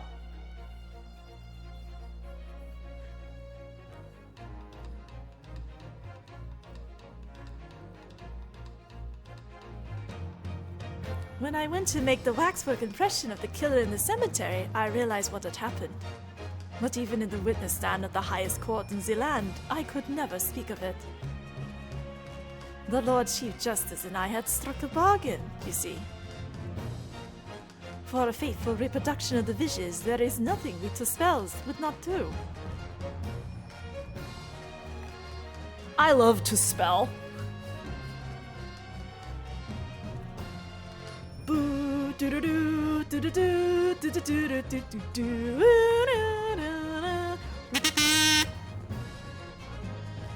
Everyone calls me Gossip, and I sell jauntily little tidbits to passerbys, you know? Hey, everyone calls me a Peppino, and I sell the spaghetti with the more red than a header. Hey, everyone, they call me... No, I cannot do it. This is ridiculous.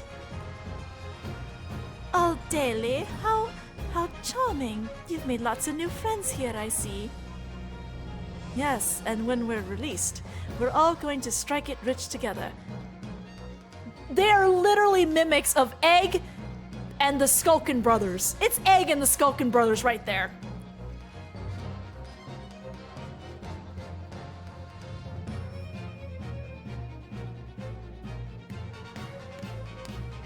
Hi, Asogi! When I was accepted on foreign study tour, I knew exactly what path I had to take. Whenever it might have ended, I knew that I wanted you there to see it. And if I ended up in the dock, there's no one I would have rather had defending me. But now, thanks to you, there's a new path I want to take. I'm sure we'll meet again in the courtroom, my friend. Until then, I leave Karuma in your care. Aibo! Aibo! Sugary money. He does.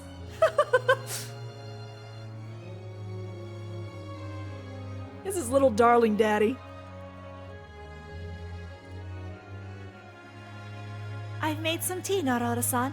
It's important that you rest while you can. Once we arrive in Japan, you shall be busy establishing your new office. I'm so delighted to be accompanying you. After all, your talents have been recognized by a great detective. Because you really are the greatest of lawyers. A great ace attorney, some might say. Hey, she said it! She said it! Thank you, Eshiro, for telling Capcom to greenlit DGS2, by the way. I don't agree with some of the stuff you've done with Mainline, but I thank you so much for making DGS2 a thing. She painted the eye in! And there's the picture! Kawaii. Kawaii.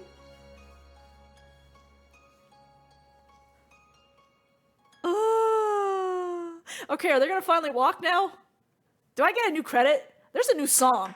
I want to hear that new song. Am I gonna hear it here, or? No, that's fine. Oh, man! Man! What an experience that was! Yes, I may have played through the game, but man! It just... Oh, my goodness! This localization is ridiculous in a good way! Look, there's some parts... There's some parts I don't agree with, but it's not like anything so significant that... Oh, thanks Tom Allenby for being a great Albert Hairbrain. Holy crap. But anyway, this localization is amazing. Like, it's... I think I talked about it on Twitter. It's just literally night and day compared to, like, all the localization that has come before it. I'm thinking it, but yes, I'm thinking it's just because it's so much more rooted to history that they can't get away with a lot of stuff that they can in Mainline. But honestly, I kind of appreciate it. I appreciate the fact that they didn't have to make anything up. They didn't have to make up any kind of Japanifornia for it. Like, I think, in a way, this is kind of a reflection of what Ace Attorney localization could have been 20 years ago. But remember, it was also 20 years ago. Things were a lot different back then, and I completely understand their decision for what they did with the Japanifornia. But unfortunately, they kind of wrote themselves into a corner with Mainline in the sense that they have to now forever be Japanifornia. So they kind of wrote themselves into a corner with Mainline. So at the same, like, it just doesn't work anymore, like, in this current time. It was fine back then, and I get why they needed to do it, but in this current era, something like what the Great Ace Attorney's localization is right now, they definitely should try taking this route. Oh, excuse me. Oh, whoa, they just credited the German singer. I just saw the German singer on there, and I missed it.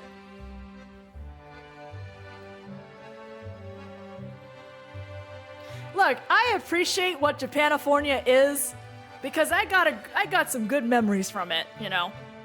I can't really fault it, because it did bring some pretty good stuff.